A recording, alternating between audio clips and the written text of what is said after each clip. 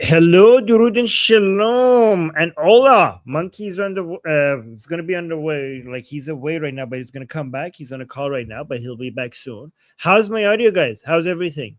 You guys can hear me? Let me know. I'm gonna pay attention to the chat, guys. We're gonna be getting the most recent updates from the war in Iran and the Middle East.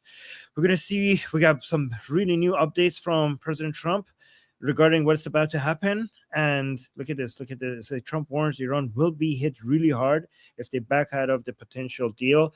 Guys, I guarantee it that they are going to back out of the deal. They are. They are. So the question is, will Trump actually hit really hard?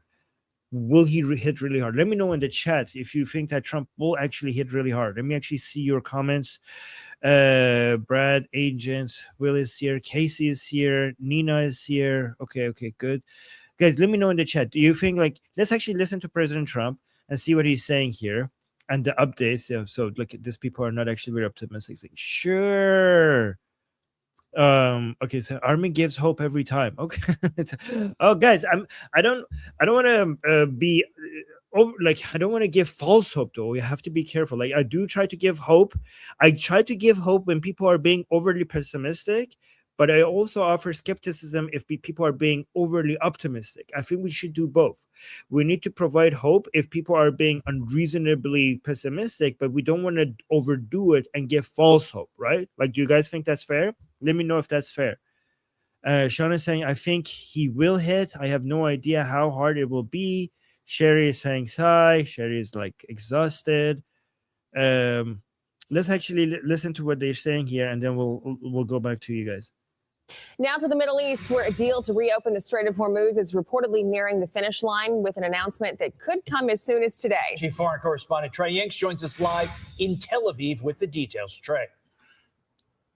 Yeah, hey guys, good morning. President Trump indicated that a deal with Iran could happen as early as today. Speaking with Fox News, the president said that talks took place all day on Tuesday and that things are looking very good. He told Trace Gallagher what will happen if the Iranians back out of this agreement. Other presidents or other countries should have been able to do this. And I did something that I had to do, because if they had a nuclear weapon, this whole world would be a different place. If they back out again, are they done? Well, if they back out again, they're going to get hit really hard. You know, they know that. They understand that. I have no choice. They can't have a nuclear weapon. It's very simple.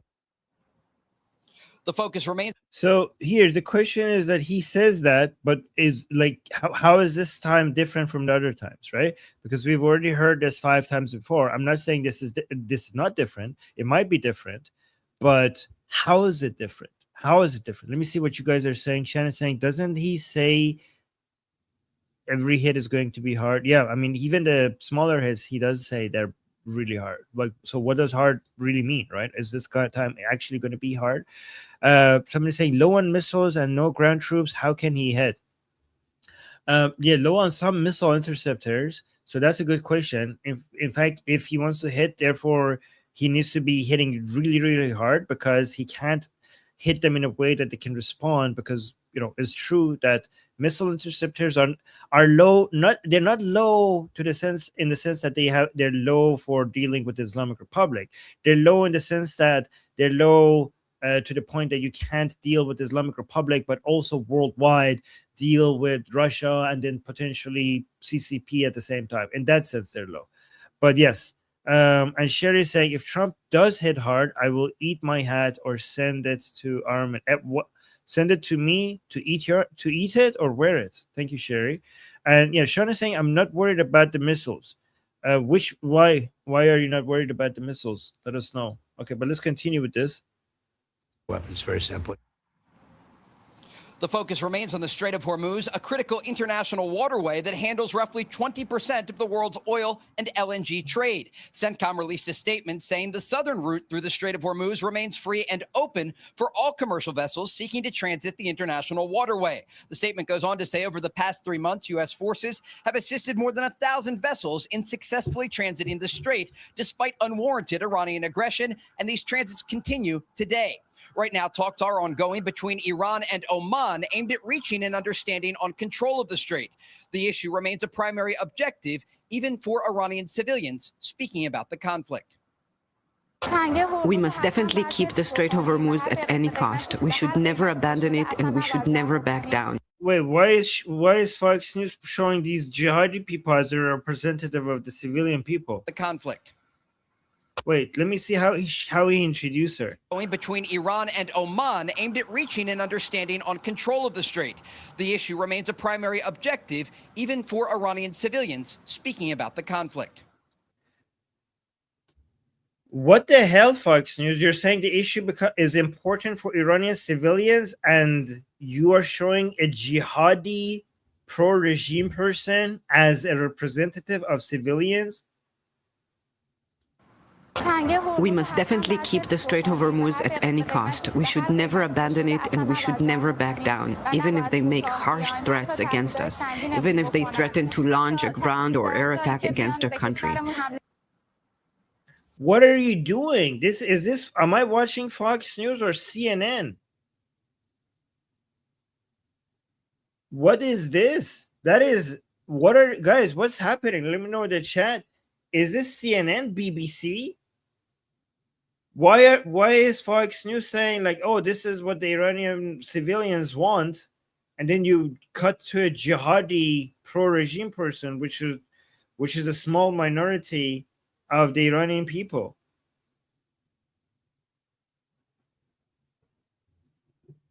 This is such a big mistake. Such a big mistake. This is what you expect from, BBC or CNN or something like that. We're also tracking reports of explosions in Dubai that sits along the Persian Gulf. It's unclear if this was an Iranian attack or something else. Guys? Trey Ying's live for us in Tel Aviv. Trey, thank you. Wow. That was really bad. That was really bad. I don't understand. That was not good. I'm not happy with that. Are you guys happy with that? I'm not happy with that. That was embarrassing. Let me actually bring up all of these posts. 5. I'm disappointed. I am disappointed in Fox. Bigly. Anyways, let's go to President Trump here, see what he has to say here. Hit him very, very hard, but the hard. Yes, Steven is saying Trey is normally better than that. Yeah, Casey's saying that was ridiculous. Yeah, Sherry is saying no, not happy. I know, right? Okay, let's see what President Trump is saying here. Hit him very, very hard, but the hard hit is yet to come, and hopefully we won't have to use it. I hope we won't have to. We're having very good discussions. They don't like. Oh my God! Again with the discussions. I don't understand. So Trump and Iran were having very good discussions. They don't like to admit that. So let me play it. But like, this is not good. Hit him very, very hard, but the hard hit is yet to come, and hopefully we won't have to use it. I hope we won't have to. We're having very good discussions. They don't like to admit that, but it's a little bit disconcerting. You tell people like you, we're having wonderful discussions, and then some guy will come out of Iran and say, we have not met, we have not. It's just such a lie all day long. You understand? It's just incredible. We didn't talk. They'll say we didn't talk about nuclear. Well, what do we talk about? We're sitting there twiddling our thumbs, right? So, but it doesn't matter. That's talk. The only thing that matters is action, and they want to make a deal. We'll see what happens. If they don't make a deal, it's going to be too bad. Hit them very. Yeah, who cares about the discussions? It's not like they are going to abide by the good discussions. Good discussions. I mean, 2 points. First of all, who are you even talking to? The Islamic Republic has many different segments. And I know like President Trump has finally realized that when you're talking to one segment of the Islamic Republic, it doesn't mean that you're talking to all the segments of the Islamic Republic. Just because one fraction is telling you we agree to this, and that, yeah, that's not the Islamic Republic. The rest of them don't agree. You know that.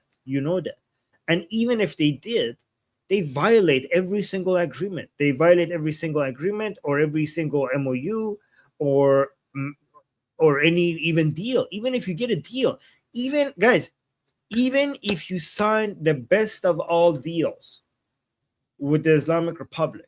The deal that looks, oh my God, I can't believe you did this. This is so good. This is the best deal. How did you manage to get them to sign this? Even if you did that, they will violate it. It's guaranteed that they will violate it. It's guaranteed that they will violate the deal. Right? So let's look at, let me play this one more time. Hit them very, very hard, but the hard hit is yet to come, and hopefully we won't have to use it. I hope the hard hit is about to come, and hopefully we don't get to use it. Yeah. So, guys, I do understand that this might be a psychological 5D. I know some of you are saying this, but we're running out of time. This needs to. How much time do we have before the midterms? Let me know. Not a lot. Not a lot. Yes, Monkey. Monkey's back. We don't have enough time, right, Monkey? We should have been hitting them hard like a long time ago, right? This is retarded. Right. This is there's no, I can't describe it any better. It's developmentally challenged. I mean, what am I going to call it? But what do you say to people who say like, no, Monkey, this is 5D chess, 5 psychological war games, marketplace stuff.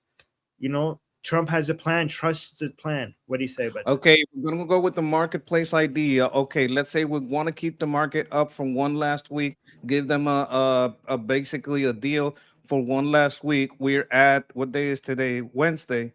That means we should start strikes by Friday, Saturday. If that doesn't happen, I don't I'm already stretched as far as I can go. Time is literally running out. By the time we get to Friday, that's the first week of August. You have to be done with this shit by September if you're going to do it and anything about the midterms. If you go and you have just some semi bullshit deal that they're going to constantly break all throughout the midterms, what's going to happen is they're going to strike all throughout the midterms, and all throughout the midterms he's going to talk about this strike that he's not reacting to and that strike that he's not reacting to. So no matter how many wins you get in Cuba or in Greenland or in Venezuela, you're still going to have to be reactionary on the news that you didn't solve the problem, and there's strikes every day on the Strait. That's why you can't get through all of September, all of October reacting to, no, I have a great deal, but this time it's the last time, but this time it's the last time, but this time it's the last time. You can't do that for 2 months before the elections because you're going to look pathetic. You're going to look like your international policy sucks. You don't know what you're fucking doing. You can't have that situation ongoing during the midterms, because doesn't matter. Let's say you take over Cuba, and what's the news cycle going to be? New strikes on the Strait. You got Venezuela there. They agreed to a pact for a new election. They're registering new parties that are going to be under American oversight, but you're still reacting to attacks on the Strait every day. Oh, you got a deal to get Greenland, but you're still reacting to attacks on the Strait every day. You have to get this done before the midterms, because you're gonna be reacting. You're gonna be reacting to the news cycle that Iran sets instead of you setting the news cycle. Yeah, and also those other wins that they could have gotten in other places, we're running out of the time for those things as well before the midterms as well, right? Well, Like, Cuba's much easier to deal with, and Greenland is just a paper deal where we don't have to go to war for that. Like, you could look, like, if you could get what is it, Norway? Who's in charge of Greenland? Denmark? I think it's Denmark. If you can get Denmark to sign on, and you say we're going to have a plebiscite in Greenland, and by the way, people in Greenland are very, very much, second-class citizens of Denmark. They don't like their situation with Denmark. They'd rather be the Puerto Rico over the north than be with Denmark. I almost guarantee it. That's easy to work out. Okay, let's go back to President. Let me play this one more time, because I don't know if you've heard it while you were away. Hit him very, very hard, but the hard hit is yet to come, and hopefully we won't have to use it. I hope we won't have to. We're having very good discussions. They don't like to admit that, but it's a little bit disconcerting. You tell people like you, we're having wonderful discussions, and then some guy will come out of Iran and say, we have not met, we have not. It's just such a lie. All day long, you understand. It's just incredible. We didn't talk. They'll say, we didn't talk about nuclear. Well, what do we talk about? We're sitting there twiddling our thumbs, right? So, but it doesn't matter. That's talk. The only thing that matters is action. And they want to make a deal. We'll see what happens. If they don't make a deal, it's going to be too bad. What do you think about all that? I think you can do better. You can do better with your words. You're not using your words right. I don't care what your play is. Saying this shit doesn't matter because now you're saying, "Oh, it's just some guy in the press." Yeah, because their president is not admitting that you made a deal. Why isn't Golibov saying, "Shut the fuck up, I did make a deal"? Why, like not Pezeshkian, who isn't like really important. You need Golibov to be, yeah, we're making a deal. Yeah, we're talking. For him to say some guy, which guy? That you shouldn't be at the mercy of what some guy in their press says. Their guys should be admitting it. That's the fucking problem. Their guys aren't admitting it, so they make you look like a fool. Some guy says this and that. You know how you make that guy not matter? If their president or Golibov, who's the guy in charge, basically says, yes, we are making a deal, and they're not doing that. That's the fucking problem. So we're running through, like, once you've seen this 5 fucking times, this talk, it gets easier to dismantle. Every time he does this, it gets easier to dismantle. Oh, well, some guys, well, why doesn't the fucking president say that he's on your side? Why doesn't the fucking president say he's making a deal with you?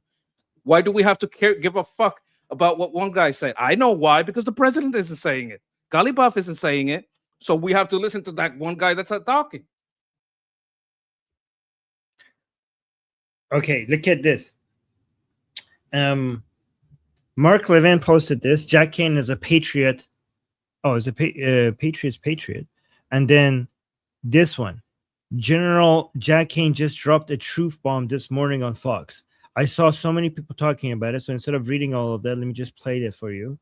So this was going viral everywhere, even on Persian channels. I saw people talking about it, and I haven't listened to it myself, so I'll just listen to it with you guys. Things to unpack here. Number one is the mediators. It is well known in the middle. Wait, is there not a better version of this? This is low quality, right? Let me see if I could find a better version of this. I mean, everybody is sharing this, so I guess not. Okay, I'll play it while I'm looking for a better version. Things to unpack here. Number one is the mediators. It is well known in the Middle East region by our intelligence services, by all the players, that the Pakistanis and the Qataris are compromised because they favor Iran at the expense of the United States. This is historical. This is not new. And yet they're the mediators. So their influence here, I think, has played a part in misleading the United States in terms of Iran's real intentions. The second thing are our allies and partners, led by Saudi Arabia. Let us point out and remind the audience here that when we were going to open the Strait of Hormuz forcibly, Saudi denied us the use of our air base and denied us the use of their airspace, and also told the president and discouraged him from doing it because they thought the operation would fail. Of course, they knew nothing about the details of that operation, nor are they qualified to make that kind of an assumption.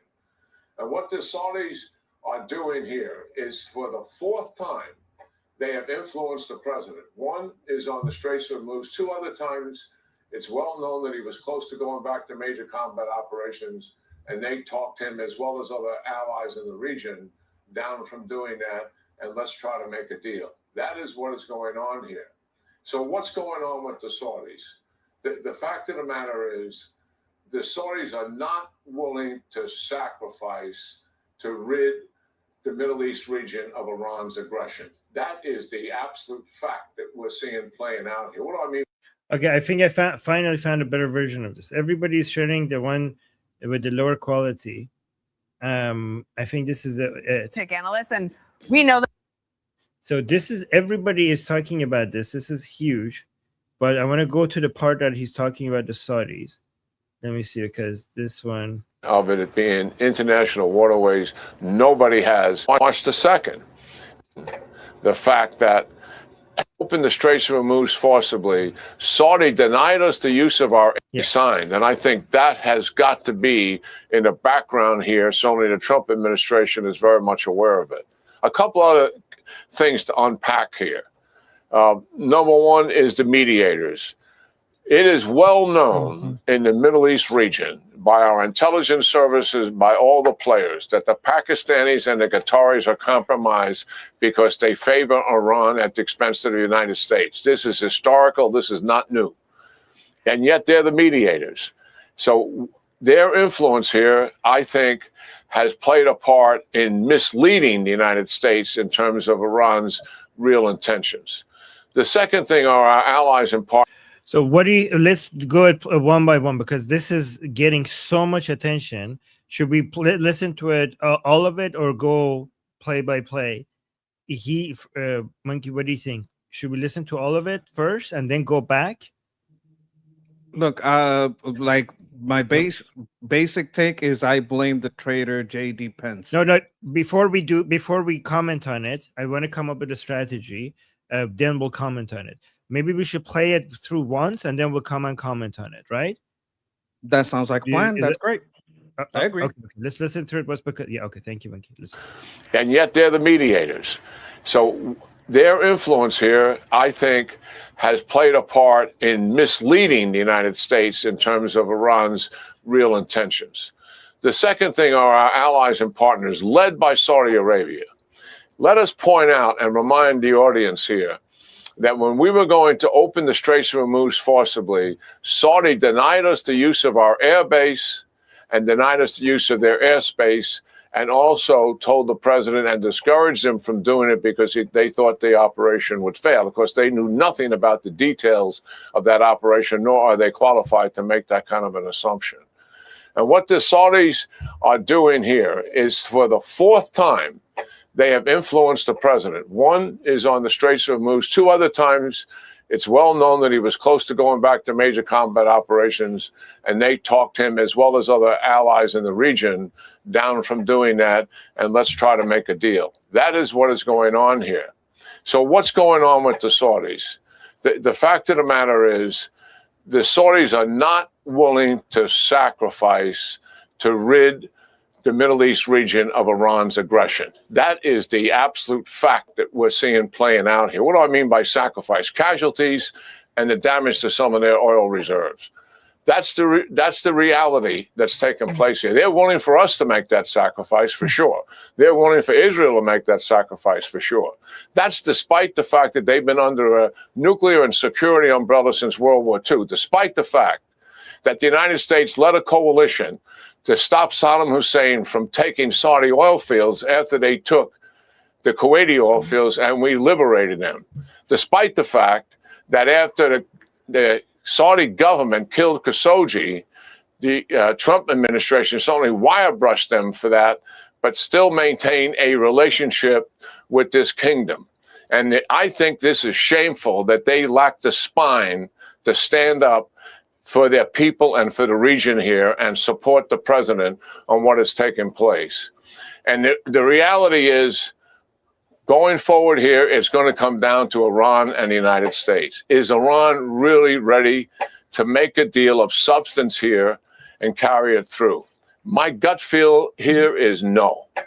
They are not going to give up the Straits of Hormuz. They think it's a strategic asset. They'll try to waffle this any way that they can so that they maintain some level of control over it, and it will not be satisfactory to the Trump administration, much less the nuclear enterprise as well, which I think is down the road and as difficult as the Straits of Hormuz happening.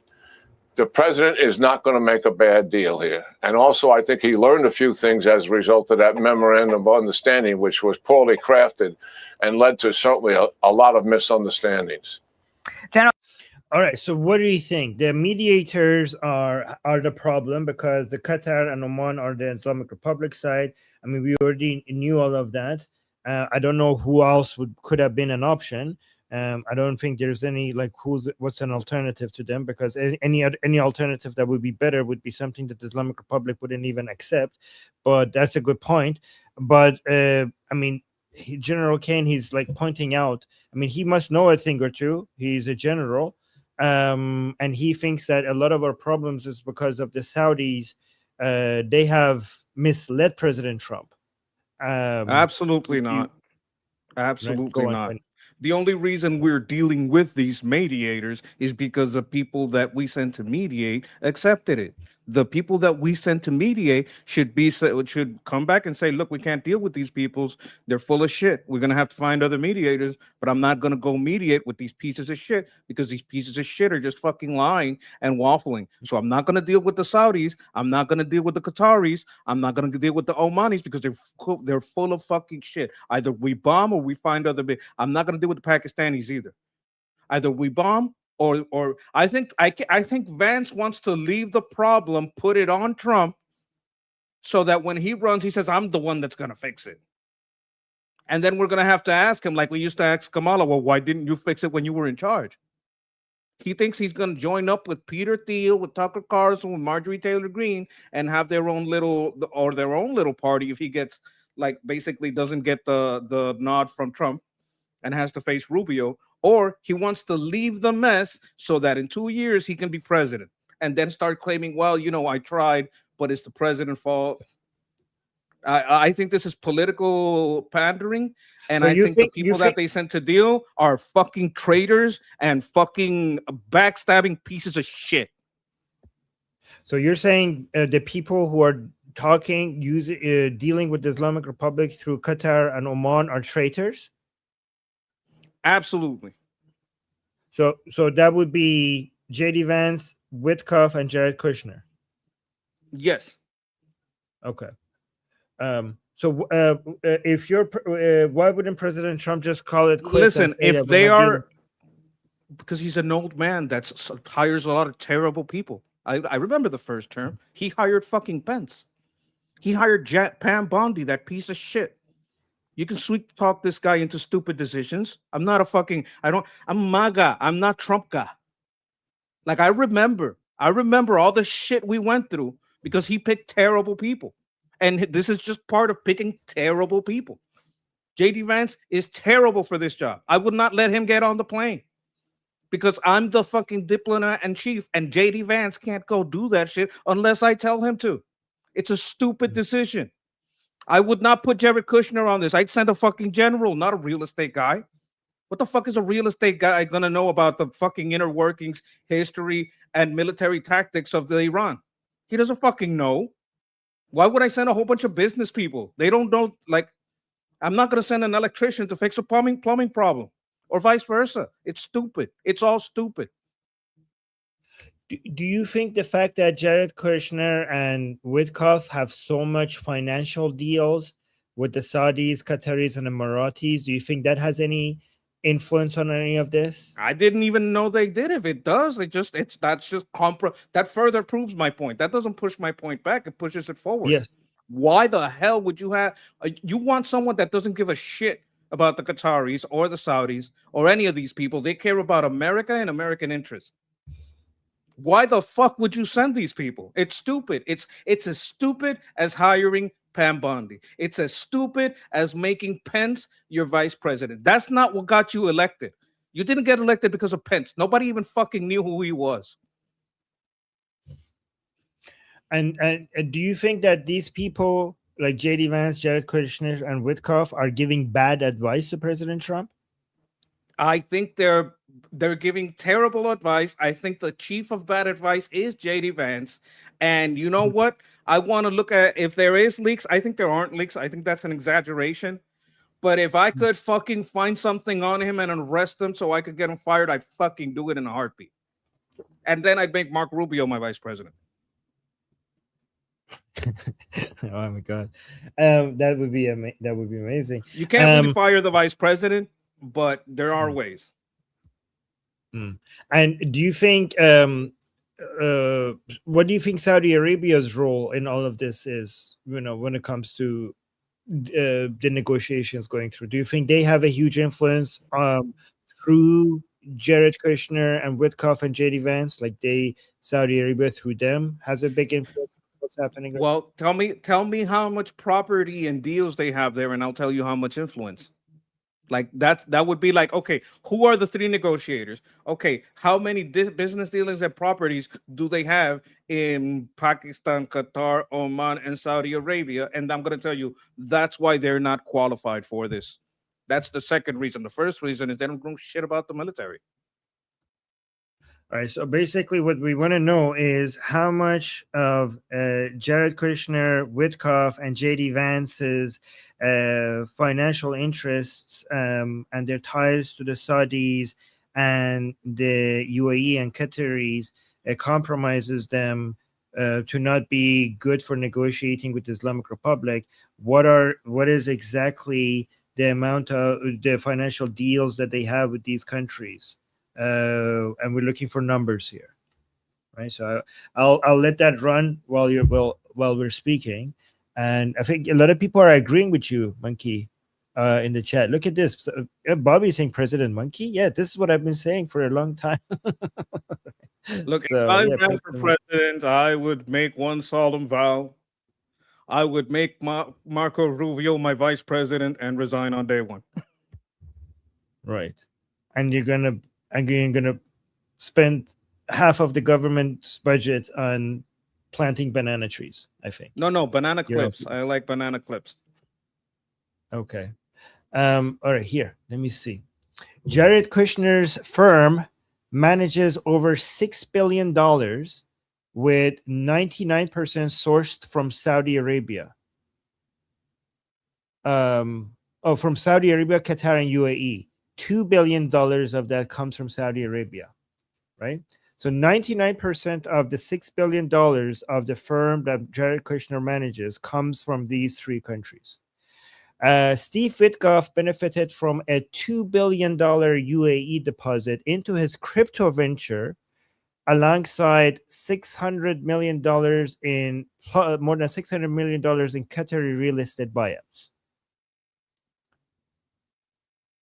Well, doesn't that mean that if they are financially tied to companies that lose money if they get bombed, they're going to be more worried about bombing than about winning?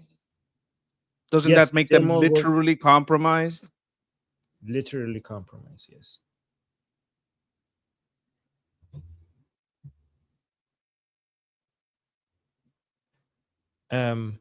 I'm going to highlight under the this false comment. impression that MAGA means Trumpka. MAGA is make America great again. The America first is about isolationism. I don't like that. But if you don't help your friend when he's making a mistake, you're not a fucking friend. People had to tell, because no one warned Trump that Pence was a piece of shit. He chose these pieces of shit. I wish he had a friend that told him, hey, you're doing something stupid here, right? If he had a friend to tell him, hey, you're picking Pam Bondi, this lady is not what you think she is. She's pretty compromised. Look at her record. Look at what she's voting. Look at who she's with. This is not a good pick. If he didn't have a friend to tell him that, he wouldn't have made that mistake. Worship is not friendship. And you're not helping by blindly following. An advisor is not a yes man. If you're a fucking yes man to anyone, you hurt them. When you see something that in your heart of hearts sounds stupid, you have to say it. And if you don't say it, you're a fucking traitor. And you should be fired. You know what some people, like smart executives, do? They ask, oh, I want to do this. What do you think? And it's something retarded, something patently stupid. And they figure out who is willing to say no. And all those people that say yes, they get fired. The person that says no, that's a bad idea, that guy stays. Because that guy's not afraid to disagree. All right. So British Royalty T is in the chat saying Monkey's 100% correct. Texas Troop is saying exactly. People forget what MAGA is. MAGA is not Trump. It existed before Trump. MAGA chose Trump. And we have a disagreement that Monkey, I want you to respond to. So Speedy here is saying, wow, it's amazing what I'm witnessing, how quickly you turn on our leadership because you entitled as people don't get things your way. Wow. You're the traitor. You're the fucking traitor that will watch a leader make a mistake and not tell him. You're a fucking traitor and a piece of shit. Entitled, he's American. He's American, and this is his government. What are you talking about? Monkey is an American, and more than that way he has the legal framework to cover his ass if he goes in and bombs everybody. I can have those two positions. And this is a position I've had for weeks, because last week I said they're going to have peace talks for a week. They're going to try to get them to sign something, and then it's going to break down and we're going to start bombing again. This is a position I've had for weeks. When the first MOU got signed, you know who was the first person to say, hey guys, we're going to get their oil, we're going to get their money, and we ain't going to give them shit. Everybody was very worried about them taking the corn and the hay and selling it. I told them that's not going to happen. This is what's going to happen. And I was right. You can't defend Trump better than me. So don't be mad because I can give an honest assessment. Right. He's saying the fact is that we are reloading our missiles, and that takes time because we don't have a base of operations. We do it from ships. That's what the fuck does that have to do with these motherfuckers' properties in those places? What the fuck does that have to do with who we send? That's called changing the fucking subject. Did I fucking talk about that? Why are you changing the fucking subject? Nothing he said there negates what I said. How about this one? He says the talks mean nothing. They are buying time to reload. That's all. That's not the question. The question is, how do you assess these negotiations? You can't say, well, they mean nothing. Well, you're not engaging with the argument. The engaging in the argument is if you're going to take these talks as an honest attempt to have some kind of deal, how do you assess that? You can't skip over the part where you're addressing the topic. The topic is the reality. If they are real, what do they mean? You can't go, well, they're not real. That's like, you ever heard, like, this is very interesting. Stupid people, if you ask them, what if you didn't have breakfast? They cannot, but I did have breakfast. Okay, I know you had breakfast, but what if you didn't? Can you engage in a hypothetical? They can't, they're stupid. Like, we're engaging in the hypothetical that these negotiations are real. Try to address the argument instead of skipping over it. Okay, let me respond to this. Somebody saying Monkey is nobody. Monkey is an American patriot who served his country. So shut the fuck up. In America, a nobody can have an opinion. Try to do that in Iran. You want to call me nobody? I don't care. I made myself a monkey because I don't think I'm better than anyone. Address my opinion, not who I am. You want to go with the low-level ad hominem? Well, he's nobody because you can't address my central point. Right. And then we got a super chat from Justin. Justin saying, we have to be consistent here, brothers and sisters as well. We can't say Trump is 5D chess champ and make his own decisions, then say he's listening to bad advice when he does something we don't like. I'm telling you, it's about Nobel Peace Prize. Well, I don't agree with that. I agree with the rest of it. Yes, me neither. And thank you, Justin, for your opinion. I don't agree. All right, let's see what Trump is saying over here. Guys, by the way, we say this as somebody who, like, I mean, I'm not, Monkey could speak for himself. That'd be so much more insulting.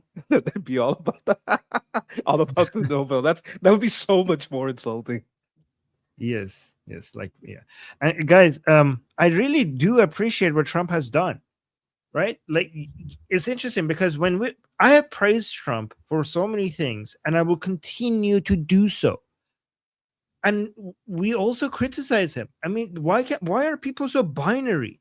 Why is it that have full faith, trust the plan, Trump does nothing wrong, everything going is according to plan, 100%?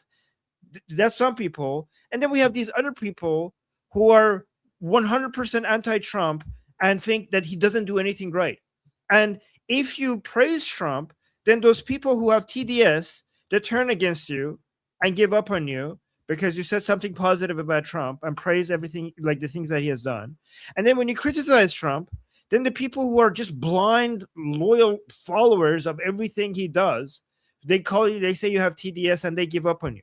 Like, I mean, like, he's not God, okay? And he's not the devil either. Like, he does many things right, and there's a lot of room for criticism. Why can't that be the case? Even if we're wrong, at least we're not this binary. At least we're not 100% on one side or the other. Yeah. Yeah. Absolutely. All right, let's go see. Yeah. All right.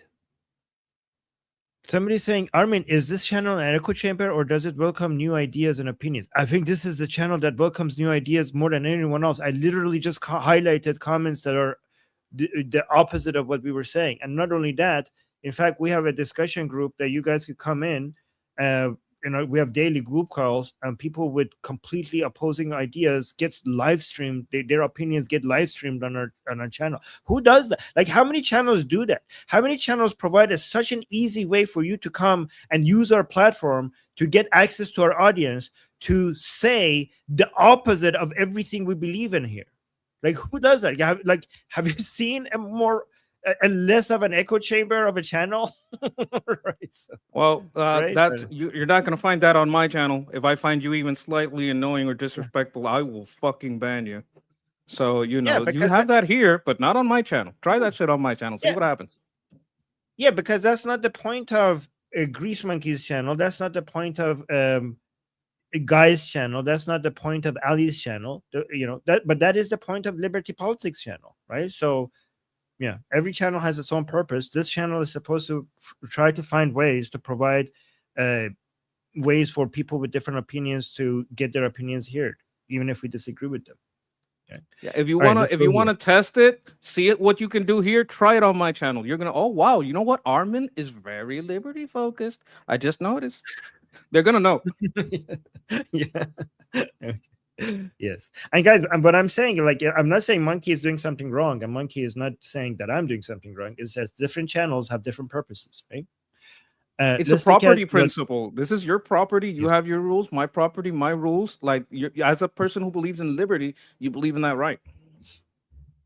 Yeah, and you believe in liberty as well, but like, liberty doesn't mean that people get access to your private channel, right? Like, you believe in liberty as well, but it's a common misconception that people think freedom of speech means inside other people's house. No, that's in the commons. Yes. Exactly. All right, let's see what Trump says here. It's going to be a little bit of a horse race. What? Moving along very nicely. We'll find out. We'll know in 48 hours. Oh my God, 48 hours. Let me actually read this because the audio is crap. Reporter says, where are we on Iran? Trump says, we will know in 48 hours. That was like 24 hours ago. So we have 24 hours left. Oh no, less than 12. That was 12 hours ago. Okay. So we'll know, I guess. What do you think? Is anything meaningful going to happen? Or is this another fake deadline? I mean, we got to look at the stock market and Kalshi, see how the bets are going, right? Oh yeah, we don't know, but until we know, I guess. Okay, so let me see. President Trump here. Let's see what he says over here. Iran, as an example, will never have a nuclear weapon. They already can't, but it's going to be formal. The Strait's going to be open very soon, or they're going to get hit very hard, and then the Strait's going to be open. And we were going to a tremendous attack, the biggest since World War II. And they called me and said, very politely, please, can we talk? Can we talk? They didn't want. And I said, yes, we can talk. Let's get it done. Finally, let's get it done. This should have been done by other presidents for 50 years. You know, you keep hearing 47, but that's been for 3 years now. It's been over 50 years. Other presidents or other countries should have been able to do this. And I did something that I had to do, because if they had a nuclear weapon, this whole world would be a different place. Iran, as an example, will never have a nuclear weapon. Anything new here that you want to highlight, or is it basically the same as what I feel like I've heard this so many times. Like I can steel man the president very easily and very well and make very good points about what this could be. Like, just because I engage in the hypothetical that this is all real, what would it mean, doesn't mean I hate the president or I can't imagine how it could go a completely different way. But as far as what he said right now, yeah, I've heard it. Okay, let's see what. Okay, let's see what Jesse Water here. This is gonna cheer us up here. Fox News alert: the gay Ayatollah's back at the table. Sources say it could be surrendering the Strait. Oh, we are in talks with the Iranians, and I think there is a chance we may have a deal today or tomorrow to open the Strait and move towards a more normalized position in this conflict. Cutter. So here's the thing. We're talking right now about, there's 6 layers to this, and I just want to show you guys how far away we are from, even if we're trying to get a deal, how, even if that's possible, how far away we are from that. Again, I'm not saying it's impossible. I just want to show you how far away we are, right? First step is getting an agreement on the Strait of Hormuz. If we're trying to make a deal, getting an agreement on the Strait of Hormuz. Then getting a deal on the Strait of Hormuz, which is so much more complicated than getting an agreement on the Strait of Hormuz. That's step 2. Step 3, getting a situation where the Islamic Republic doesn't violate the deal that we got on the Strait of Hormuz, which is, again, more. This step 3 is way more complicated than step 2. And then after that, we will finally go to what this has all been about, apparently, which is step 4, getting an agreement. Again, I know this is not right. Like, is that going to be representative of all of Islamic Republic? That's a good point, Monkey. All right, Yes. so let's continue with this, and I'll see the Justin. I saw your super chat. We'll get to it after this video. Confirmed. Talks are moving, and so did Rubio. I think the immediate deal, the one that you're seeing a lot of focus on, is the Straits. The Straits, there are ships moving through the Straits. There's oil moving right now through the Straits. So the Straits are open. Nonetheless, I think that there's a conversation and a negotiation that we are involved in between Oman and Iran on how more ships can be able to go through there safely in the short term as we move towards these longer term talks about denuclearization. And suffice it to say, there's been progress made in those talks, but not finality yet. We're hoping that will happen very shortly. Negotiations are over the routes. Ships should sail. Yeah, by the way, can I remind you that while the Americans are saying this, the Islamic Republic continues to shoot at ships in the Strait of Hormuz. So the Islamic Republic keeps coming out to say, like, what are these people talking about? We're not even talking to them. Also, here's another missile and a commercial ship. I don't know. It's ridiculous. Very shortly. Negotiations are over the routes ships should sail through Hormuz, whether Europeans demine, and service fees. Trump says no fees, so they're squabbling. Now, if we don't like what they're cooking up, the sanctions and blockade stay. No sweat off our back. Iran's losing a small fortune every day. Meanwhile, stock market had another banger. Oil closed in the 70s. The market wants peace, so does Trump, but he's prepared for war. The 2 weeks of airstrikes were decisive. When Trump mentioned decapitation, the mullahs climbed down. Our F-22s never rest, refueling as they stalk the enemy. And the F-22 Raptors are ready to fly.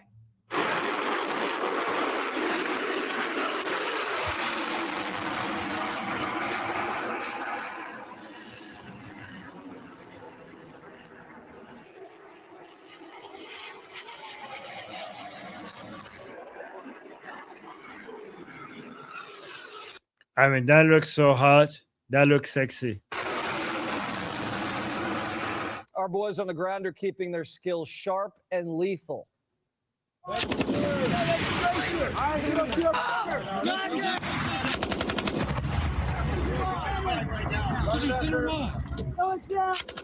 good.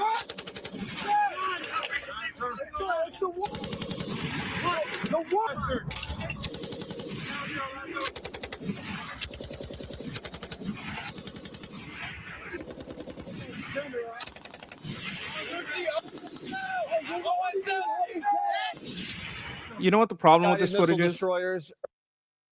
What? Do you know what the problem with this footage is? It's old. This could just be like what they call B-roll. We don't know if this is happening, where this is happening. Like, I don't know why this, where this footage came from. Why are we looking at it? Is this just to show us, hey, this is what the Marines do? We work at night. We have the best night vision, the best, the very best, top of the line, top of the world.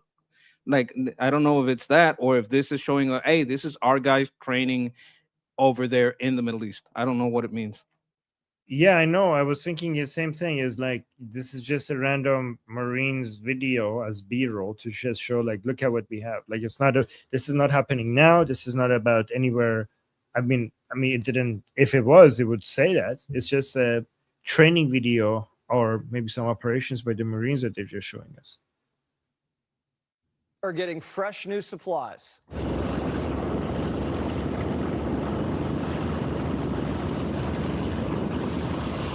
Yeah, these are just B-roll stuff. The disfigured Ayatollah better take notice because this could be his last chance. U.S. intel knows where he sleeps and who he sleeps with. Okay. We got a super chat.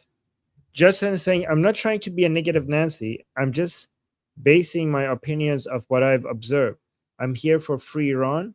Yeah, I know, guy Justin. If we disagree, we're not gonna forget that. Okay, you guys, we might disagree on stuff, but people here, we're pro-America, we're pro-Israel, we're pro the Iranian people, we're pro-liberty, we're anti-Islam, we're anti-communism, we're anti-woke left, we're anti-the woke Reich, and we are united on fighting for liberty. We support patriotism, and we sometimes have disagreements, and even if those disagreements get really passionate, it doesn't mean that we're not on the same side. We are on the same side. And I would add to that. Oh, I'm sorry. Go ahead. No, you go ahead. Sorry. I would add to that, saying that everything that Trump is doing is about him getting the Nobel Prize is not something I can look at through observation and come to that conclusion. I don't know how your observations got there. You're free to conclude that through your observations, but I think it's going to be very hard to get anyone to agree with it. And like he's the most petty, selfish, narcissistic piece of shit. That's basically what you're saying.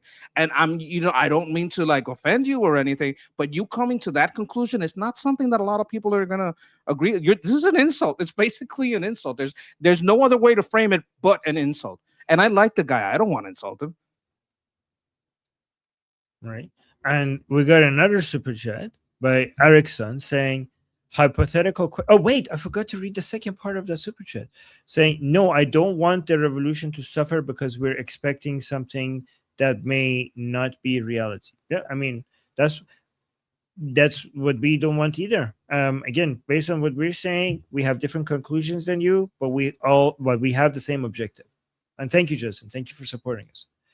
And then Erickson with a super chat saying, hypothetical question: if the Iranian people rise up now, would the U.S. step in when the regime starts gunning them down? Would the Islamic Republic even dare? So I know the second part, answer to the second part. I'll let the monkey respond to the first part. Would the Islamic Republic even dare? Yes, because for them this is like do it or die. So they have to. Yeah, they would dare, because if the Americans getting involved would mean that potentially you would go under. But them not responding to an uprising by the Iranian people, that means that they're guaranteed to die. So between guaranteed death and potential death, they're going to choose potential death. So yeah, the Islamic Republic would definitely dare to basically continue massacring the Iranian people if there's another uprising. But for the first part of your question, where if the U.S. would step in if there's another uprising, what do you think, Monkey? I agree. Like my steel man of the situation has always been, they're going to put in the contract somewhere, we will not recognize you as a state anymore if you violate this deal. And with that legal framework, so that he can't be impeached, because they would go after him legally at home, without legal protection that he could put at the international court and in the American court, then he can just do an operation to a massive airstrike operation, then a humanitarian mission to the southern cities, and then keep moving it up as necessary. All right, but what do you think to the how do you respond to the question? Like, if there's an uprising by the Iranian people and the Islamic Republic comes out and starts massacring the Iranian people, do you think there's going to be a major response to that? No. Like by Americans? No. We would like, you don't understand how fast the massacre happens. Right. Yeah, you need, logistics and operations. Okay. No, So if you go out there and you think, let me put this out there if anybody's watching from Iran. If you think go out there and if you think, oh, just because we're out there, the Americans will come, that's what got you killed last time. These things take time. And you can't just in 24 hours put an airframe together that we can have all our stealth craft protected and we can watch and we can have Overwatch and we could do that. Doesn't happen that fast. We can't do that. If you're thinking, oh, I'm going to go out here and just because I'm out here, the Americans will come and protect it, you will lose another 40,000 in a night, 54,000 in 2 or 3 nights. Don't do that. I mean, you're free to do it, but that's not what I would advise. Right. Wait, so Quality. So Quality is saying Tusi is giving Armin a big shout out. Is he? That's like, guys, if that's happening, please let me know. I don't believe that. If it is, let me know. Somebody pointed out to me. Thank you. Speedy is saying my heart lies with the Iranian people. This is history in the making. The great fall of Islam. Yeah. So again, Speedy, like we disagree with each other a lot, but I think we share. I mean, I agree with Monkey on the points that he brought up, but I still do appreciate the fact that we're on the same side against Islam, and you guys being on the Iranian people's side. That means a lot. So thank you. Oh, we got another super chat. Justin is saying, I'm using narcissism in a clinical sense. Actions and decisions motivated solely on self-beneficial interests, which we can all at times exhibit. I believe tone and body language is missing in my super chat. Okay. Well, thank you. You guys, when it comes to narcissism in a clinical sense, I think like unless you're an expert, actual expert in the field, it's hard to detect these things and make judgments on that. And thank you, Justin. And also, body language is bullshit. Just have that's pseudoscience. Yeah, body language is pseudoscience, unless we're talking about the obvious. Like if somebody like, oh, when somebody is like looking at me and going like this, he's probably angry. Okay, that's pretty obvious. I'm talking, but most body language is pseudoscience. And Justin saying, I might take you up on the discussion group for Armin if you're interested. Yeah, I mean, yeah, come Justin, come into the group. It's open. Come in, and 1 day out of 3 is open to all. So come in there, please. Yeah, of course I'm open to it. We've been talking about a discussion group. Guys, the link to our discussion group is in the QR code on the top left, and it's also in the description. So please come join there and talk to us over there. Okay, Monkey and I are there almost every single day. All right, let's see what President Trump is saying here. Over many years, and it wasn't. And I'm doing it. Obama was taken to the cleaners. He thought he could bribe his way out. He gave them billions, tens of billions of dollars, so stupidly. 1.7 billion in cash, green cash, on a Boeing 757, an airplane loaded up with cash. They probably looked at it. They said, you got to be kidding. No, you can't bribe your way out. All you can do is fight your way out. And if they didn't, they wouldn't be talking if we weren't doing what we're doing. We hit them very, very hard, but the hard hit is yet to come, and hopefully we won't have to use it. I hope we won't have to. We're having very good discussions. They don't like to admit that, but it's a little bit disconcerting. You tell over many. Okay, so this is the same as what we've heard before. Let's see if he said anything new here. Monkey, if you see anything new or that I missed or anything you want to comment on, just jump right in. No, you're doing great. Okay. this whole world would be a different place. If they back out again, are they done? Well, if they back out again, they're going to get hit really hard.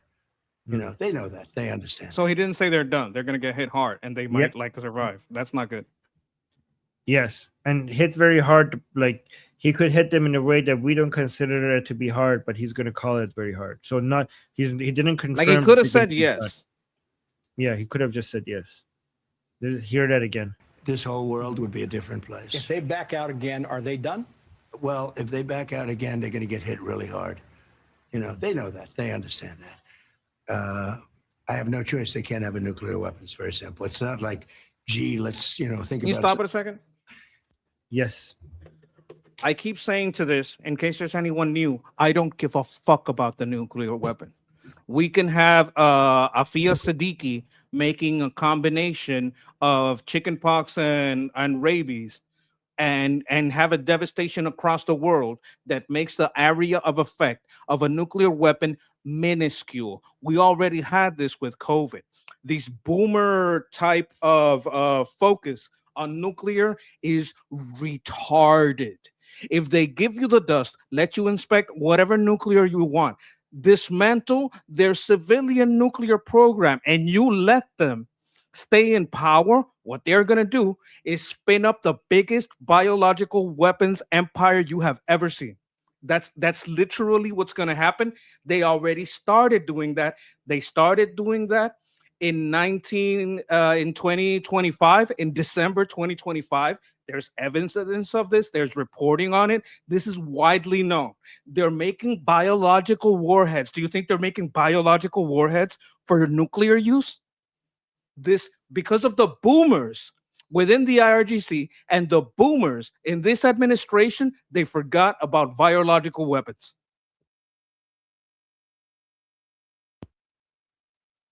Right.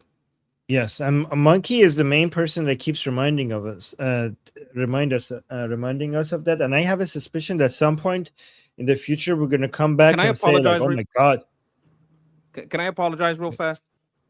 Okay, Yeah, when I say sure. boomer, I don't mean the exceptional boomers. I'm an exceptional boomers. In the chat, there are many exceptional boomers. You guys are exceptionals, and that's why you agree with me, and you know this. But you know what? The exception doesn't make the rule. As a rule, most boomers care more than anything about nuclear. The exceptional ones here, well, you guys know. Yes, exceptional boomers. But what I was trying to say before Monkey interrupted me is, like, I think at some point in the future we're gonna come back and say, like, "Oh my God, Monkey was telling us about this." This is my prediction. That at some point in the future we were like, something is gonna happen, and you're like, "The Monkey was right." That's my prediction. But hold on.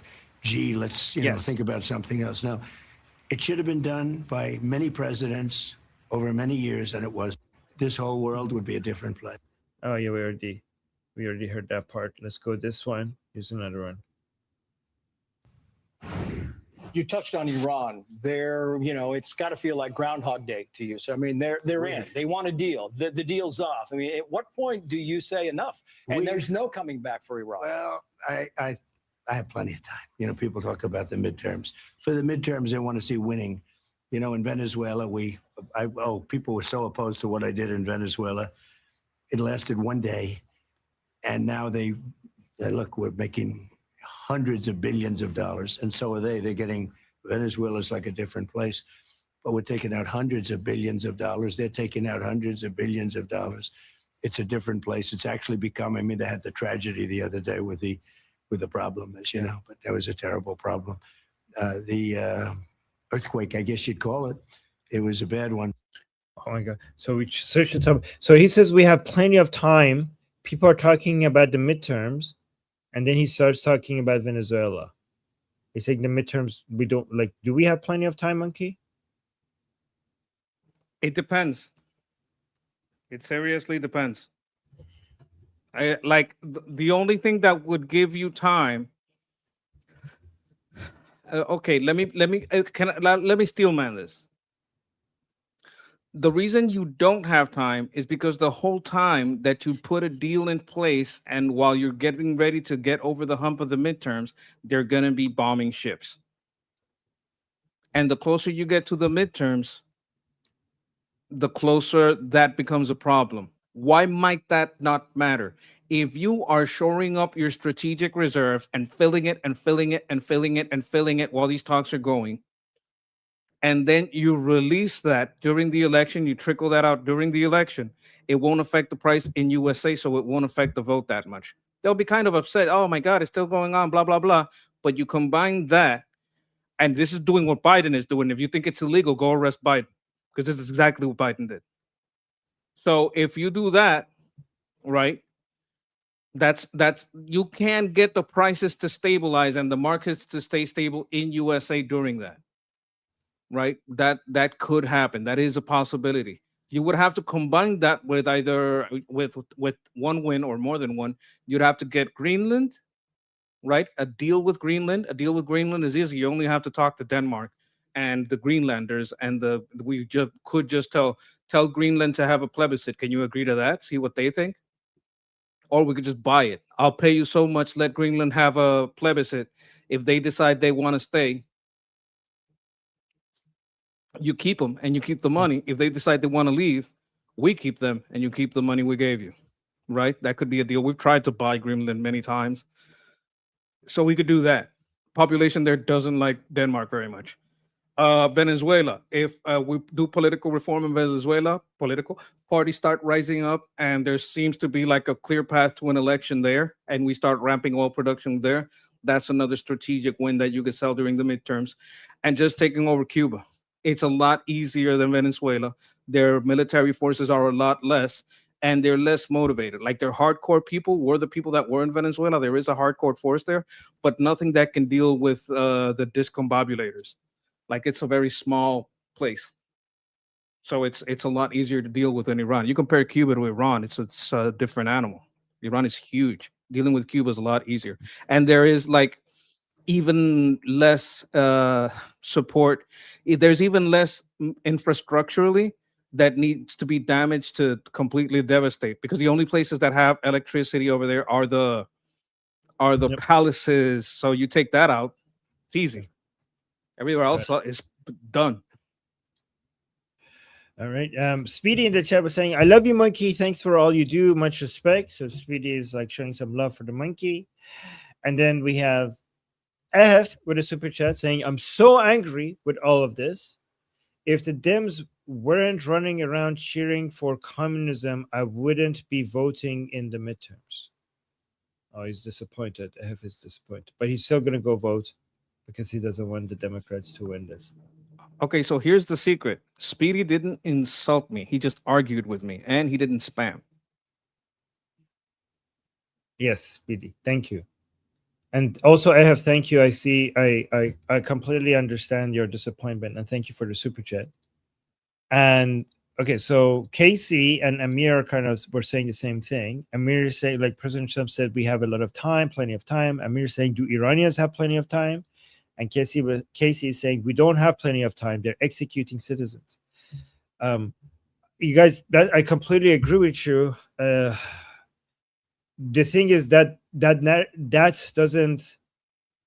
How do I say this? In United States, you have to make arguments keeping American interests in mind. I say this as an Iranian, and that might sound. Yeah, if we want to save the Iranian people, we have to look at what works. When it comes to political pressure in the United States to get this job done faster for the sake of the Iranian people, we need to talk. We need to push for things. We need to advocate. We need to push narratives that shows how this helps Americans. I mean, I do understand there are so many Americans here that do care about Iranians, and they want the Iranian people to be free, and they actually genuinely want Iran to be liberated. But but when it comes to the public at large in the United States, and if you want to make Americans vote in a way that and put political pressures in a way that helps us get rid of the Islamic Republic faster, we have to talk about everything from the perspective of American interest. Does that make sense? The way I would put it, because Casey's in America, he understands what a lame duck is. If the president loses the House and the House and the Senate can vote away. They can stop every law that he wants to pass. That's one. Number two, they would use the War Powers Resolution. Then he has to fight with the Supreme Court. Like, does the Congress even have the power to stop the president because he's the commander in chief? That becomes a boondoggle. Like you would put him in cuffs. You would bind him completely the second term. So the problem here is the midterms. Like Casey knows, because Casey's American. Like, you know what I'm talking about, homie. Right. And Bill, by the way, is basically summarizing all of that, what we just said, saying if we totally lose midterms, Iranians are screwed, right? Yes. That's a good summary. Yeah. Bill said it even better than me. Yeah. Better than me as well. So, guys, this is the summary. If you care about the Iranian people, you have to win the midterms. If you want to win the midterms, then President Trump has to care about the midterms. Makes sense. Yeah. All right, let's go to here. Let's see what he says over here. What do you think about the traction these candidates who are backed by the DSA and are members of the DSA are getting? Well, I think it's crazy because they're going to ruin our country. They want to, I don't know if they want to. I think either they're very naive or they actually want to ruin the country. No matter where you look, go back 1,000 years with different names, anybody doing what they're doing and what they're espousing, everything turns out to ashes and junk and filth.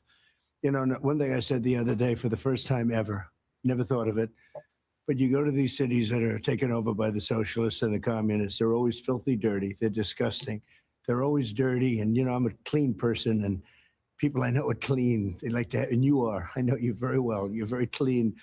But they're, aside from crime, aside from all of the other problems, no jobs, no anything, no money, they're always filthy, disgusting, dirty.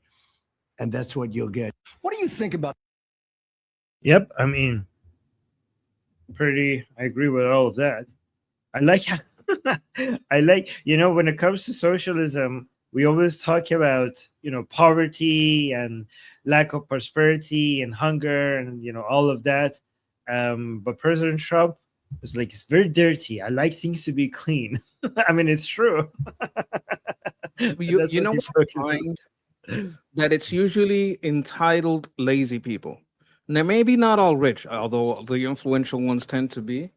It's usually very entitled people that get their money from somewhere else, maybe their parents, maybe the government, and they don't take care of themselves. They tend to be fat. They tend to be ugly. They tend to be very bad. They have very bad hygiene. It's like it's horrible. Like when you look at them, you're like, oh my God, I can't even imagine the smell in that DSA convention room. Oh my God. Okay. Well, thank you for making me imagine that, I guess. Let's do another Jesse Waters. Every time, whenever we need some hope and some positive, like looking at everything from the positive side of things, a Jesse Waters video. This is actually more recent than the one I played earlier. So let's look at this. We whipped Iran in what? 38 days? Yeah. Gave peace a chance. They blew it. We whipped them again for 2 weeks straight. Now we're here. They're about to surrender the Strait, and they have to because they're losing hundreds of millions of dollars a day. And our stock market just hit another record high. Oil just closed at 78. So, like, the last 2-week aerial campaign really hit them hard.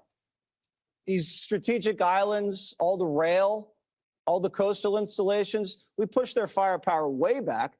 And U.S. intel knows exactly where the gay Ayatollah is, knows exactly where all these leaders are. So when Trump says or Mossad. Yeah. If you look at everything, United States is winning this, okay? The reason why we're criticizing things is not because United States is losing. United States is winning, the Islamic Republic is losing by a huge margin, okay? But the reason why we're criticizing things is because the United States could be doing more than winning. Does that make sense? Like for example, let's say you have like a really, really strong soccer team, okay, and the other side has a very bad soccer team, okay, and then you win 2-1, and people are like if people are saying you lost, they're wrong. You didn't lose. Like, let's say you won 5-0, and some delusional people come and saying, oh, you lost this. No, you didn't lose. You got 5 goals, they got 0. You won this. But when people like us can come and criticize the winning team, what we're saying is that 5-0, you shouldn't have been winning 5-0. You are so much better than them. This should have been 20-0. Like, you are a professional soccer team. That's a high school. Those are high school kids. Why did you only get 5-0? You should have gotten 20-0 or more. So anybody who's telling you that the Islamic Republic is winning this, they're delusional. They're not. Or anybody who says that United States is losing this war. United States is not losing this war. They're winning this. They're winning this by a huge margin. But winning is not enough. Given what could have been done, winning is not enough. Does that make sense, Mikey? Okay, so what they're trying to say is the game is still being played. Like, they are still in the game. They can still fire at the Strait, and they're not winning, but they are getting I wouldn't say 0, because like every time you hit a ship, that's a score, right? So you got hit with 100 bombs, so that's 100-1, and they hit another ship 200-2. Like, the score is still there, but they're still able to annoy you at the Strait. They're still able to cause instability at the market. So the problem here is not who's winning the game, it's that the game is being played at all. Right. Yeah, I mean, guys, like the Islamic Republic lost its supreme leader. They lost all of the main heads of IRGC. Every single top leadership is gone. Their economy is devastated. There's more infighting. The people are against them. Their navy is gone. Their air force is gone. Their air defense is gone, almost completely gone. And on the other side, the United States economy is growing faster than ever. Nothing comparable has happened on the United States side. Not even the United States not only hasn't lost their main leadership, like Rubio is alive, Trump is alive, Hexet is alive, Netanyahu is alive. We're not even close to anything resembling the loss of the Islamic Republic. Not only that, we haven't lost any generals on the U.S. side. We haven't even lost a single commander on U.S. side. So it's like not even when 1% of what happens on the Islamic Republic side has happened on U.S. side. Everything that most of the things that Islamic Republic has lost is on their soil. Nothing on U.S. soil has been lost. I'm not saying there's no loss, but I'm just saying it's not comparable. It's not comparable at all. So United States is obviously winning this. Islamic Republic is losing this. But to me, this is like the Islamic Republic is playing a different game. The Islamic Republic is playing a fight for survival. The United States is fighting, convenience. It's basically the analogy I've given you is like somebody in the house trying to kill a cockroach. Right, so the cockroach is fighting for its life, trying to get away. If you manage to survive, even if you lose 2 of your legs and you survive this, it doesn't mean that the cockroach has won. It means like the person in the house that is trying to kill the cockroach might be inconvenienced because the cockroach isn't dead, but the person was never in a risk of dying. Like the person with the sandal looking for the cockroach was never dealing with the same level of risk that the cockroach is dealing with. The cockroach never had the chance of killing the person that is like chasing after it with some flippers. So if the person looking for the cockroach doesn't manage to kill the cockroach, it doesn't mean that United States is not at risk of falling or being destroyed, like in the way that the Islamic Republic is. So these are completely different games at completely different levels, and I think it's important to keep that in mind. Like the United States is at a completely different level that when we're talking about the Islamic Republic. I want to clarify something. When Armin says, well, they lost generals and we haven't lost any generals, this is not to say that our losses within the military don't matter. We all know that every loss, every soldier that is lost is a great loss, and we are life lovers. So on this channel, we've not only highlighted those losses, we've highlighted the deaths of every Persian Gulf country that the regime has hit. So we do take into account those losses. Those lives do matter. But if we're talking strategically and military, which is what Armin was doing, from that perspective, he's absolutely right. So I don't want anybody to feel disrespected. And Armin is going to agree with me with this clarification, because I'm just want to, I want to express Armin's feelings for him, because I have heard them and showed he has himself, dedicated time and energy to letting you guys know that these things matter. But this is a military analysis of the situation. And from that military analysis, if we're talking about the strategically, the losses are definitely on the IRGC side. That's a very important clarification, Monkey. Thank you so much for making it clear in case anybody had a misunderstanding of what I'm saying. I really appreciate. This is why I really appreciate you being here, Monkey. This is why I really appreciate you. I don't know what I would do without you being here. Thank you. Because it's a new show for people. People come in new every day, and they might not know how much time you have dedicated to pointing these things out. And I'm just putting it out there. You guys can see in the past history of the channel, and you will find these things. Yeah. Thank you, Monkey. And Shauna with the super chat, which with a very important point, because I keep pointing out the ways that U.S. is winning this. And Shauna is saying military enlistment is the highest in 15 years. That's another very important metric. That's a huge success by the Trump administration that doesn't get talked about as much, right, Monkey? Like that, I think that's a big deal. That's a huge deal.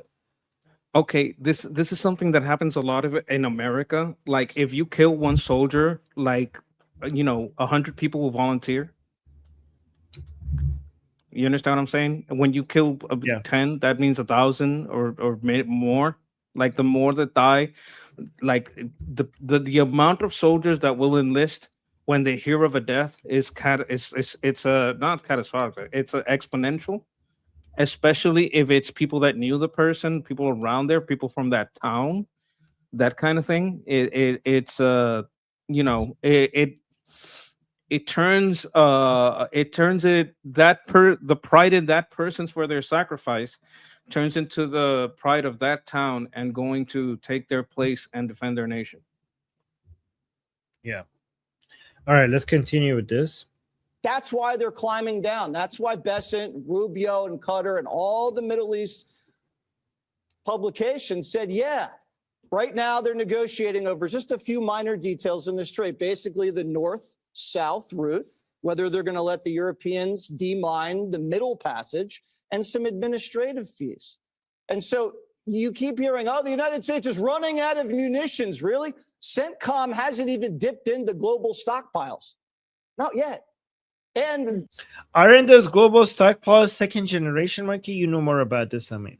Aren't they not as good as the ones that we're low on? Okay, the thing about what we're low on is when we're talking about global stockpile, we're talking about the stuff that we have in other nations. Like we have a stockpile, we have stockpiles all over Europe. That's just one thing.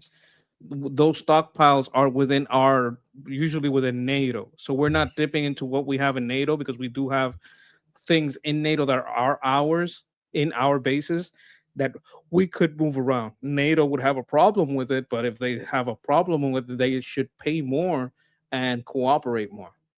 But we can't dip into those stockpiles. One of the problems we have with Ukraine is running out of Patriots, but they're not in NATO, so we don't have stockpiles there. That's just an example. So wouldn't touching those stockpiles make United States less able to defend itself against other potential threats that might happen around the globe at the same time of this? Not itself, because itself is in the USA. NATO would be a little more vulnerable, but NATO U.S. interests around the globe. I mean, protecting U.S. interests around the globe. I think U.S. has a higher interest in taking that from NATO so they can pay what they owe and open up the bases when we say so. Like I would have done it already. I don't know why they haven't yet. I'd be pulling so much stock out of NATO that they would be showing up with that money quick and rolling out the red carpet when I need a base. Right. But wouldn't okay, yeah. So yeah, I don't want to get on this topic too much, but that's very interesting. Thank you, Monkey. The Defense Production Act's been invoked 2 months ago. That's just strategic leaks to get the Democrats to vote for the Pentagon spending. And you also hear about, well, the Strait was open before the. Oh, he's saying that all of this talk with low ammunition is so that we get the votes for the spending. It's not real.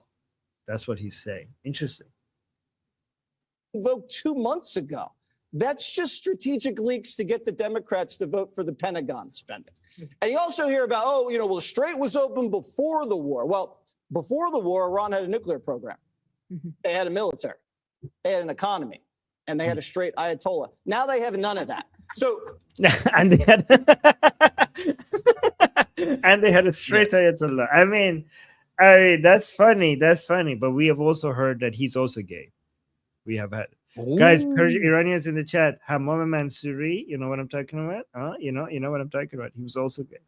One way or the other, the Strait's going to open. In order for Iran to survive, the Strait has to open. And if we don't like the deal, blockade stays, sanctions still stay slapped on, and we're sitting pretty. That's a good point. So exciting, Jessica. It's a Remember, look what he said. He said he's talking about the blockade. A lot of people say IRGC controls the Strait. Okay, let them get a shipment then.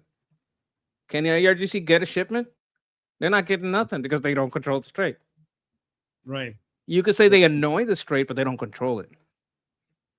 Yes. I think the accurate term is like nobody technically 100% controls the Strait. Right? No. There's another point, like Speedy's talking about this in the chat, but we've talked about it extensively. There have been moves made in Iraq so we can stop the IRGC's influence in Iraq and start dismantling Heshtel Shabi, I think is the name of them, the PMF, poor motherfuckers, getting rid of them. So there are big moves going on there, and big moves in getting Israel to sign with Lebanon and USA so that Mossad can start training Lebanon. And I think this is also going to happen in the government. Like just in Iraq, they found tons and tons of corruption and them using the Iranians' money to bribe their way into the Iraqi government and start stealing the Iraqi money. That's an operation we had where we're cutting tentacles off, right? So that's something that happened. I think something like that will happen in the higher government of Lebanon. And there may be forces going in and taking out these people in parliament and Senate or however it works over there that are basically allowing the Hezbollah to infiltrate into the Lebanese army. So you start cleaning out from the top to the bottom. And at the bottom, they're doing operations. So Mossad clears, Lebanon takes over. Mossad clears, Lebanon takes over. Clears out Hezbollah. So when we're taking care of these tentacles, also there's another tentacle in Yemen that's being handled. We've talked about this extensively. People that are new to the program might not be familiar with it, but there are tentacles being cut. And the economic tentacles from Operation Economic Fury. So those are just some of the tentacles that are being handled. Right. Okay. Great point, Monkey. And then George with the super chat saying, I've been preaching for months that Iran's heavy armor has to be dealt with. There can be no uprising as long as tanks can be used against them. The armor is now concentrated in the southwest and can be dealt with. I kind of agree with what you're saying, but I don't know if tanks are not the best way to crush an uprising. I don't think that's the best equipment. I don't think tanks are meant to be used for riot control or to crush an uprising. I don't think that they're the best tools for that. I mean, Monkey would know more. I think pickup trucks with a machine gun at the back of them and snipers on rooftops are what the Islamic Republic finds most effective against the uprising, but not tanks. Tanks are slow. And what do you think, Monkey? I don't think it's a tank. No, the tank is incredibly effective. Like MRAPs and tanks are very effective against infantry personnel. Against other Yeah, if you're not infantry, uprising. Like infantry has ways to deal with them, like with but unarmed people would have a lot of trouble with them. So he's right that that's a problem. The reason we're not hitting them is because that's not what's hitting the straits. Like the tankers aren't being hit by tanks, so that's why we're not taking care of them. What we would do is let them think they're safe, and when we need Okay. to, we will take them out because that's something that's very detectable. A tank, for it to move, you kind of have it out, and once it's out, you can detect it pretty easy. At least the tanks that they use. So if a big operation happens and Marines are going in, I assure you that we would 100% take care of that. And I think this person knows a little bit about the military, so he might understand what I'm talking about when I say we'll handle that at the right time, though, because that's not affecting the strait, so we wouldn't target it. Okay, so thank you for educating me on that because I was ignorant about this. I thought tanks are not very effective against uh, uprising by unarmed civilians. So It's that's basically the new. same thing as those jeeps with machine guns because it's got a machine gun on top, but it has tracks, so it can move in rough terrain. But do we need? But we're talking about like the uprising would not be in rough terrain. The uprisings would be in streets. So I'm talking You can about still use it in the against. strait. Yeah, I know, but I'm just saying like we're talking about unarmed civilians in the streets of the city. Which one would be more effective, a tank or a pickup truck with a machine gun behind it? Knowing Okay, that the they're way running that you would people. use it is you would make crossfire points. So you would put them, let's say, as so that it has a clear view of the whole street and it's at the end of the street. You put the other one at the at the other at the end of the other street, and you can shoot anything that goes from that intersection all the way out. So you would use them as you would put them in some points of defense. It's basically a movable bunker. Okay.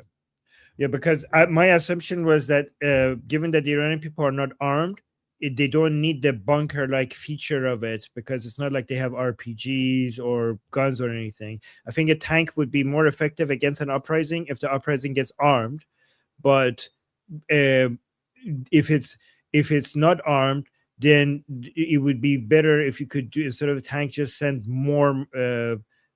We would be like the Islamic Republic would be find it more effective if it just sends pickup trucks with uh, machine guns behind it and at the back. Well, there is Until the fact that some people drink. Some people like to have a little drink, a little margarita, a little cocktail. You know what I'm yes, saying? okay, And yep, that yeah, becomes I a know what. problem. Yeah, okay, guys, we're not.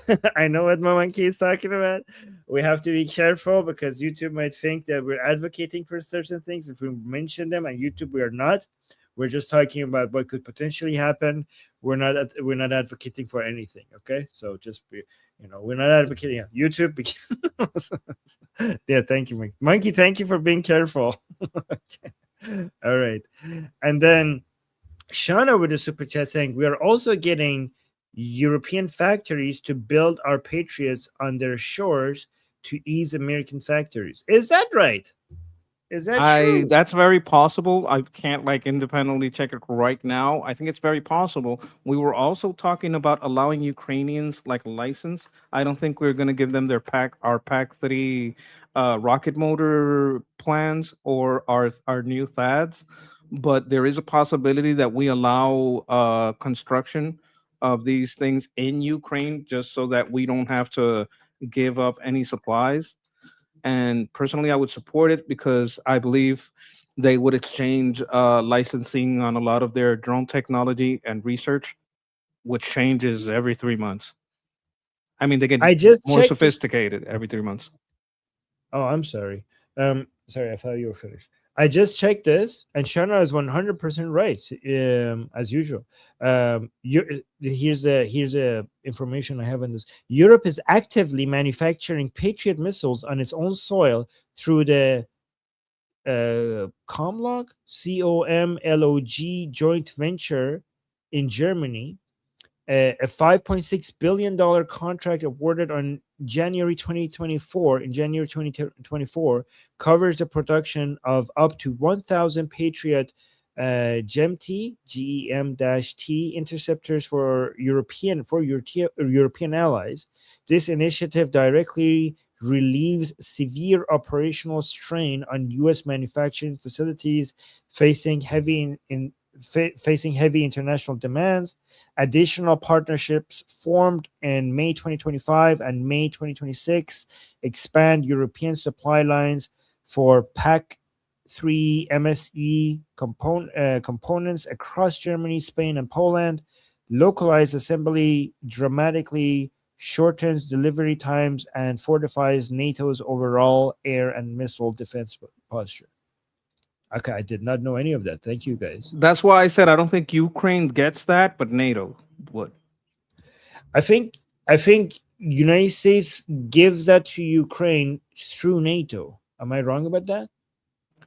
Yeah, okay, so they might give that type of missile through NATO if NATO allies want to give up some of their stockpile, because it will be like, okay, NATO's making this many for France. If France want to give some of those to NATO, fine.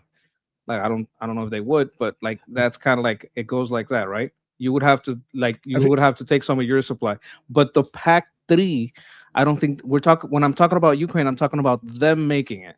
And that's a whole different thing because they don't have the same licensing that we give to NATO. And then we got, hold on, Sarah with the super chat. Thank you so much, Sarah.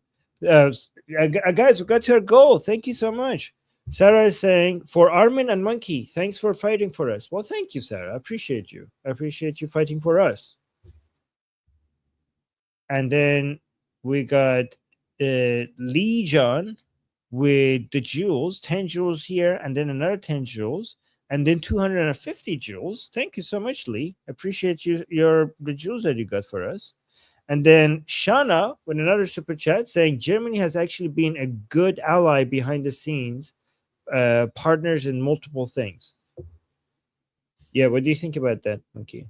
Not the politicians are terrible, but the military side and the part that they contribute to the NATO, because Germany has the part of them that is in NATO, those people are okay.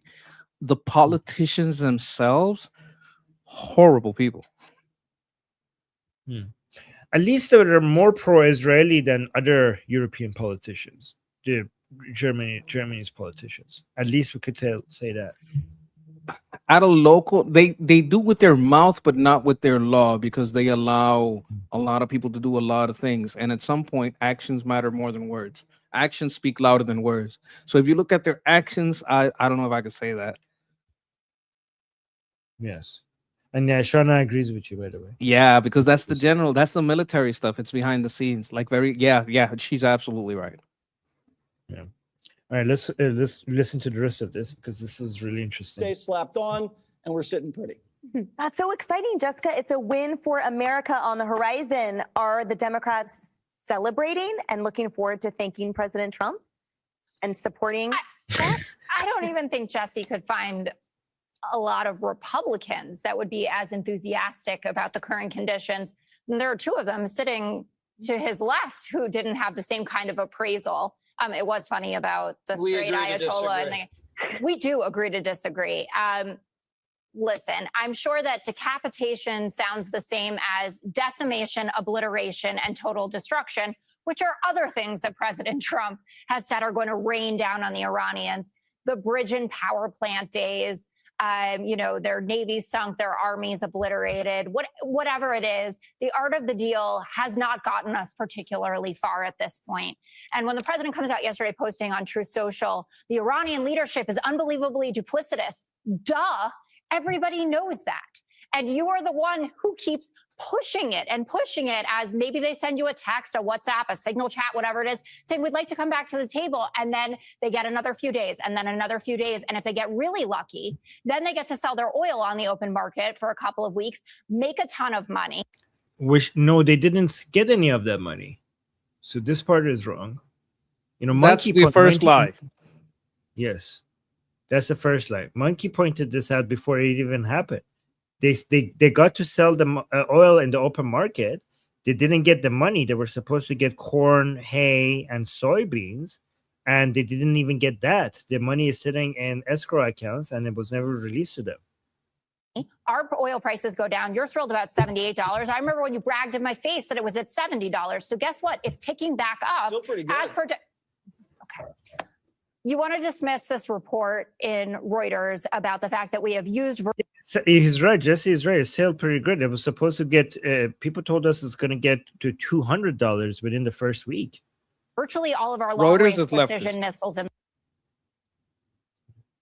Like Reuters is basically an international opinion police. It's very leftist because she's signaling Reuters, and I just wanted anybody who is under the assumption that Reuters, because it gets referenced a lot, is by anywhere balanced or fair or anything but a leftist, opinion news agency. You're wrong. That's what it is. Reuters is a leftist opinion piece, and so is Associated Press.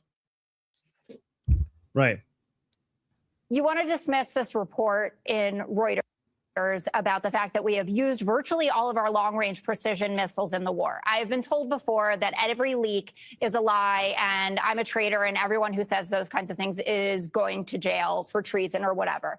There are so many of these leaks that have come to fruition, dating back to the Atlantic, where I think it was from J.D. Vance or J.D. Vance's team that said that we are concerned about the amount of long-range missiles that we have and our ability to carry this out and also defend our allies and the rest of the world when China is looking at Taiwan, licking their lips. You haven't even borrowed from Okay, Asia. it's the and also. You see how she did and also? Because that's the problem. She's painting it like we don't have enough to carry out the operation. But what the thing there is, do we have to do that and also defend from an attack on Taiwan? I don't think they're going to attack Taiwan. Not right now. China's economy is garbage. Is Russia going to try to take over Europe? They can't even take care of little Russia. Ukraine is kicking their ass. So when you say and also, that's assuming that at the same time that this happens, China's going to attack Taiwan. Extremely unlikely. I can't put it at 0, but I put it at 0.00000000001. I'm going to say something that is unpopular. A lot of people think that I'm defending the CCP. I'm not. But I think the CCP's goal is to try to get over Taiwan slowly, not with an invasion, but slowly increasing its military presence around Taiwan, and then to the point where it becomes costly for political pressure. They don't want to go to war with the rest of the world. I don't think China has a plan to do. It might change. The plan might change, but I think they know their limitations. They know how difficult this is going to be. They don't want to become like Putin with Ukraine. And they saw what happened with Putin with Ukraine, and they don't want to do that. And I think their goal is to, keep increasing military pressure on Taiwan to the point where propaganda inside Taiwan, support politicians in Taiwan that wants to, for Taiwan to be part of China, and eventually, basically the Hong Kong model. And eventually get Taiwan through those means. I think they understand that their military capability is too limited for them to be able to get stuck into a war like that. And the economic consequences of that is so devastating, and I think they have no interest in doing that. But what do you think? Like, just a short I answer. think you're saying this is my opinion. And I'm saying, Armin, that's not opinion. That's observable facts. Everything you just said is observable facts. If you track every China channel out there, Taiwan Talks, China Observers, China Uncensored, The China Show, there's a Gordon Chang who talks about it. Like, everything you just said is an observable fact. Like, your opinion is just like, you're just, it's reality. It's not even like your opinion is very reality based. It's like you're narrating reality. Oh, wow. Thank you. Because some people think that I'm trying to dismiss the threat of CCP over Taiwan and betraying Taiwan by saying that. And I'm not. I'm just I just think that China is a paper tiger the same way that Putin is. Ignoring the political pressure and the amount of political corruption and trying to buy politicians and trying to infiltrate, ignoring that is the real treason. Thinking that China is only going to be a military problem for Taiwan, that's the real treason. That's the person who's trying to, like, pull the wool over your eyes. Right. Okay, well, thank you for saying that. I feel a little better now. So, wait, how do you say Taiwan? Oh my God, I keep forgetting the phrase. How do you support Taiwan? Taiwan. But wait a minute. G-I-O. G-I-O? G-I-O. Taiwan. G-I-O. Taiwan G-I-O. We have a song like that. G-I-O. G-I-O. G-I-O. Taiwan G-I-O. All right, there we go. Haven't even borrowed from Europe. Why are you acting like we're running out of weapons? That's like Kentucky running out of bourbon. Or horses, Jesse. It's never going to run out of the weapons. Kentucky Derby without racehorses. Because what we are doing is not. So wait, he's saying that was good pushback. So that was a good pushback. But is that like he's saying we're never going to run out of weapons? Is that like accurate? Like Jesse would just he's pointing out that she's talking about Europe, not America, and not about not having enough for this strike. The rest of the world, when China is looking at Taiwan, licking their lips. We haven't even borrowed from Asia. Then we haven't even borrowed from Europe. Why are you acting like we're running out of weapons? That's like Kentucky running out of bourbon. Or horses, Jesse. It's never going to run out of the weapons. Kentucky Derby without racehorses. Because what we are doing is not working. And if the reports are true that Iran and Oman are negotiating over the Strait themselves, and that we are being sidelined in that negotiation. Why do you think it's not working? They have no nuke program. They have no nuclear scientists. You are the only person They're all that looks dead, at Jessica. this and says that everything is fine. Even President. Everything is under the ground. They can't even get the uranium. They have no Navy, Air Force.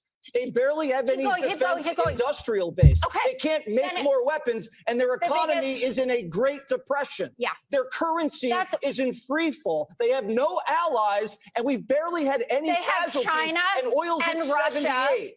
They have How do you China think we're losing this war, Jessica? Because I'm looking at the Democrats don't even evidence on talk the about ground this. and the report. The evidence on the ground is that these people are living in caves, and the leader is disfigured, and no one even knows if he's alive. Well, he's alive and at the gay clubs, no? Yeah, not for long. He's alive enough to get what? No, she's like, well, he's alive and at the gay clubs, right?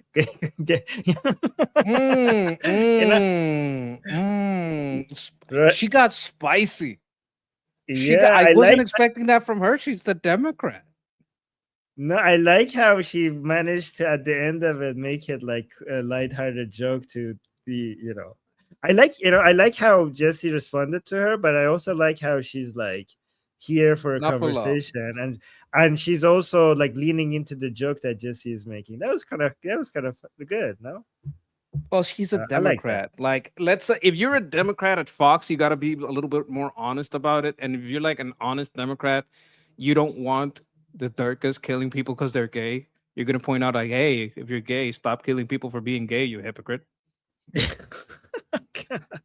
I don't know. I think that was like we have nothing against gay people. We call them the gay Ayatollah because it's ridiculous that your religion bans this. You kill people for this, but you do it yourself. Like, you want to be gay, that's fine. No one here is gonna, give you any grief about it at all. It's as long as you're all adults. I don't care.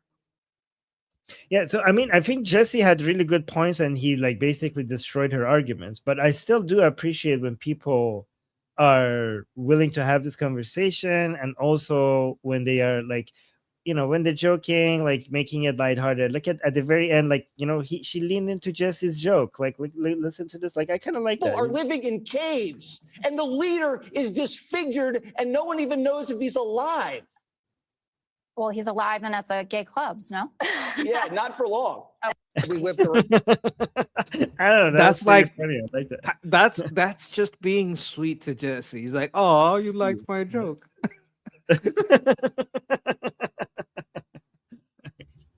Okay, I kind of like that. But yeah, Jesse had some really good points, right? Guys, also when me and Monkey were saying we're criticizing certain things that is happening during this military operations, I think Monkey and I completely like the people who think like United States is losing and the Islamic Republic is winning over United States, that is a completely different level of criticism that is delusional, right? So for it's kind of like a kid who was at a test and they got like 98%, and you're looking at them and you think they're smart enough to be able to get 100%, and you're like, why did you get 98% at your test? Like, how did you manage to get this wrong? Like, you should know this, right? And then somebody coming out and saying like, oh, you failed the test. Like, what do you mean failed the test? They got 98%. That's like better than anyone else that did the test. So no, like the people who are saying like, oh, the Islamic Republic is winning, the United States is losing, their criticism is just delusional, right? And the criticism that Mike and I are making is at a different level. But go on. The ridiculous one that I hear a lot is Iran controls the Strait. Oh, really? How many of their ships docked? When did any of their ships resupply them? When did that happen? Because I don't like ever since the blockade is on, I haven't seen them control anything. The only time their ships went through was when we allowed it. So they don't control the Strait. You can say they annoy the Strait, but not that they controlled it. Right. No, that's a good point. That's good for me. This is a short clip. Let me play it. We're looking at Mao. We're looking at Che Guevara. This is literally a communist takeover of the Democrat Party. Saying those words, that sounds extreme, but that is how they describe themselves, that they want to tear up the Constitution. They want to abolish the United States Senate. I'm not sure why he's running for Senate, given that he wants to abolish it. Wait, who is this person that just won in Michigan? It's El Sayed. El Sayed, is that his name? Is this for Senate? Is this just he just win the primary among the Democrats? Okay, so he hasn't won. He's not a senator yet. He needs to go against the Republican candidate. Is that correct? He will be the one during the midterms that has to be fought against from the right. Oh yeah, okay, that makes sense. Who the hell is he, and why is he winning? Like, because you know about him? I'll explain real quick. These people, the DSA people, they go in very low turnout places, and they ramp up their, basically Dirk Islamo-Commie people. Like Lauren Chen was very upset that he called him a communist and not an Islamist. I'm like, Lauren, I love you, but there's also Islamo-Communist, and it can be. It's not just a shit sandwich. It could also be a piss and shit sandwich. Like you can't combine these evil things together. So this guy is an Islamo-Communist. He's not just a communist. Like, she's right about that. And this Islamo-Communist is very popular because he's basically running for election in a place where there are voting blocks. We're talking about Michigan. In Michigan, there's a lot of voting blocks. They made a law. This is the law in Michigan. Check this out. If you have a voter ID, you can bring 5 people and say, hey, I vouch for them. Yeah, they're citizens. Sure, let them vote. And you get one person can get 6 votes. They're voting 5 other people, or they're voting 4 other people, 5 votes. And that's what they were doing. So you could just get there. No, I vouch for that guy. I know him. No, yeah, he can vote. Yeah. No, what's his name? Bob. Yeah, but Bob looks like he's literally from Somalia. No, don't worry about it. That's Bob from Elm Street. Don't worry about it. He's been here. Yeah. He's been here for years. That was the problem with Michigan. The voting problem, and that they go to low turnout, so they don't have a lot of competition. I honestly think these people, most of them, are more communist than Islamic, and I think that makes it worse. And I think a lot of people keep pointing out the Islam side because they think that's more scary. But as somebody who's been fighting Islam for most of my life, I'm motivated to say Islam is the scariest thing. I think their danger actually comes mostly from the fact that they're commie. I'm not dismissing how important it is, how dangerous and toxic Islam is, but when it comes to the level of destruction that these people are going to do, their socialist policies is worse than even them being Muslim. And I think their attitude and the things that they focus on is more commie than Islamic. Look, like you're gonna have people that their only thing they care about is are they Islamic. You're gonna have people that all they care about is are they communist. So you combine them, say he's an Islamo-communist, and you get both of those votes. Right. Okay. Yeah, that's a good point. We have to win this, so we have to use both of them. I kind of agree with you though on your point about what he really is. Right. Okay. But yeah, and I kind of agree with you with what we need to do with. I mean, I actually no, not kind of. I actually completely agree with you that when it comes to winning the battle, that's what we need to focus on. Strategy, baby. Yeah, right, right. Mark Levin posted about him saying, "Defeat the scumbag." So there's a video of him over here. Accurate. Second. Let's see what he's. That's him. This is the guy that just won. What is his? What are his chances in midterm against the Republican nominee? He's too extreme. Like this is one of the people that's going to divide. Like they'd have to cheat a lot, so we have to pass the Save Act so they can't cheat. So one person can't vet 5 people or 4 people. If we get that passed, he won't win. If they can cheat as much as they want under that law, I mean, he will win. Let's see what he says over here. Beyond that, I look forward to pushing forward legislation that would preempt localities from participating with ICE and using their local resources to do the same. Oh my God. Beyond that, we've also got to make sure that in this state, we are not discriminating by documentation status. Right now, if you're undocumented, you don't get access to a driver's license. So you're stuck. You don't get access to a lot of the basic things the state offers everybody else. And I think that's ridiculous. And so we've got to stop discriminating that way. Guys, undocumented means illegal. They're just using a different word for it. Undocumented, the illegal, because illegal has a negative, people associate, like they just change the wording to make it look better. And like when they say we're discriminating against undocumented, yeah, you're basically discriminating against illegals. You're discriminating against people who are committing crimes, as you should be. Am I getting this wrong, Monkey? No. What's going on here is like if you walk into your neighbor's house, take their car keys and take their car, that's not an illegal. You don't have that car illegally. It's just undocumented. Yes. I own your car now. It's just undocumented. No, and I'm keeping it. The police can't do anything because it's just undocumented. I'm gonna put it in my garage next to your like the neighbor's looking at. Hey, that's my car. No. It's just undocumented. Yes. Yeah, you know what, Monkey. The example I give is like it's not a bank robbery. It's an undocumented withdrawal. Yes. That's what they should go. Yes. I wanted to go with an example that didn't involve a gun, but yeah. But because you're just kind of walking in there and taking stuff. But that works too. An undocumented withdrawal. I don't like get down on the floor. This is an undocumented withdrawal. Yeah. No, some people call it like when you do that kind of legally, they call it check fraud. You make a check for a balance you don't have. No, it's not check fraud. It's an undocumented withdrawal. Yeah.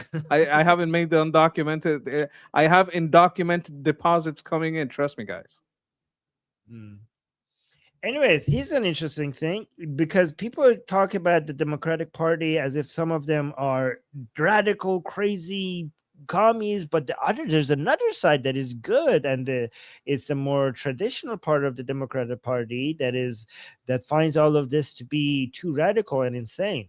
And I don't know what this video is, but it kind of suggests that maybe they're all like in agreement with this. But let me see here. Is the rise of the DSA good for your party? Look, we are a big tent party, and being a big tent party is a strength, not a weakness. Leader Schumer. So yeah, basically, he doesn't see that as a problem.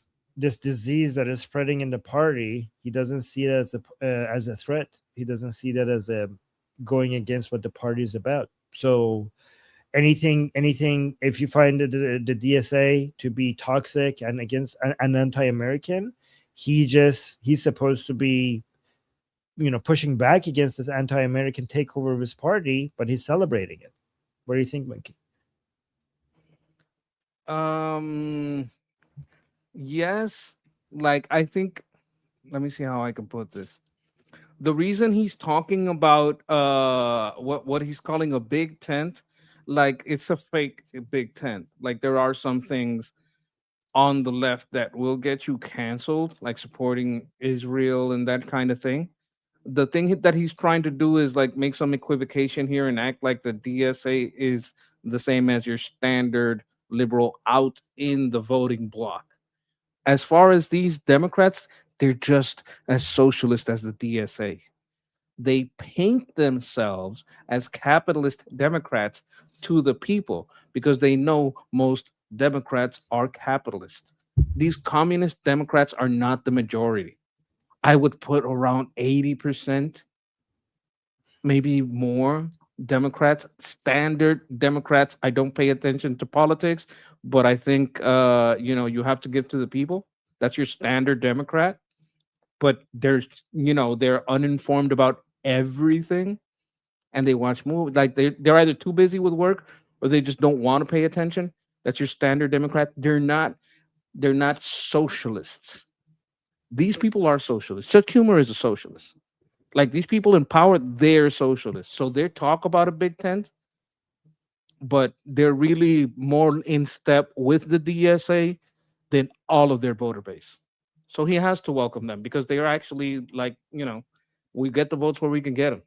He doesn't care they're socialists. Yeah. Yeah. That's a good explanation. Okay, Monkey, I'm going to go do a 1 minute washroom break. You know what that means? Nick. Is it? Oh, thank God. I thought it was going to be Pierce. Not kidding. All right, guys. Jesus.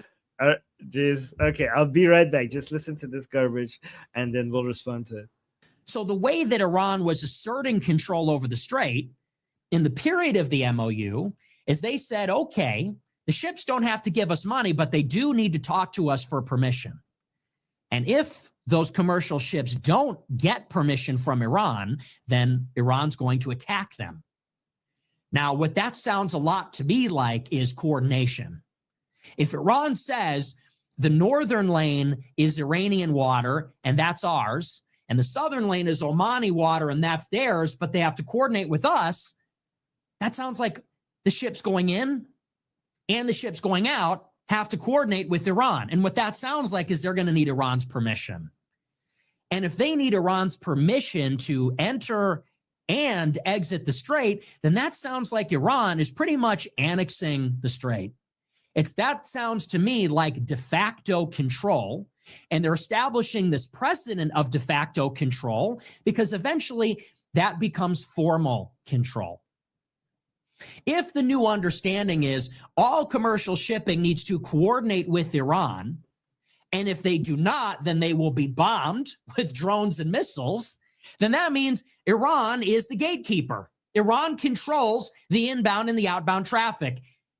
And eventually, if that's the understanding, then that means that that's as good as it being a matter of law.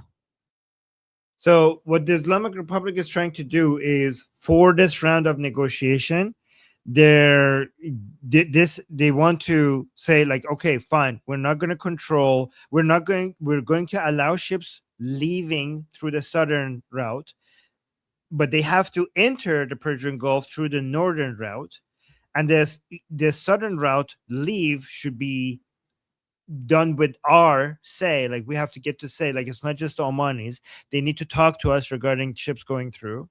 And it seems like what they want to do is to get President Trump to agree with this arrangement by saying that we're not going to be collecting neither tolls or service fees or anything else. And then I think what the plan is, that the Islamic Republic is to go sell this internally. First of all, President Trump is going to make the IRGC, not Pezeshkian, not Araghchi, not Ghalibaf, but the IRGC have to come announce this. But the IRGC is like, it's okay, I can publicly announce this, but sell this as a win by saying that look, guys, what we have done is that whether they go through the north or the south, nothing is moving unless we allow it. So yes, we agree to these new terms, but this is a win for us. And another thing that Islamic Republic might do to try to sell this as a win internally is that even if we're not collecting tolls now, and this is going to be something that the regime will not say itself so that they don't get in trouble with President Trump, they're going to put it on the media by commentators instead of the regime itself.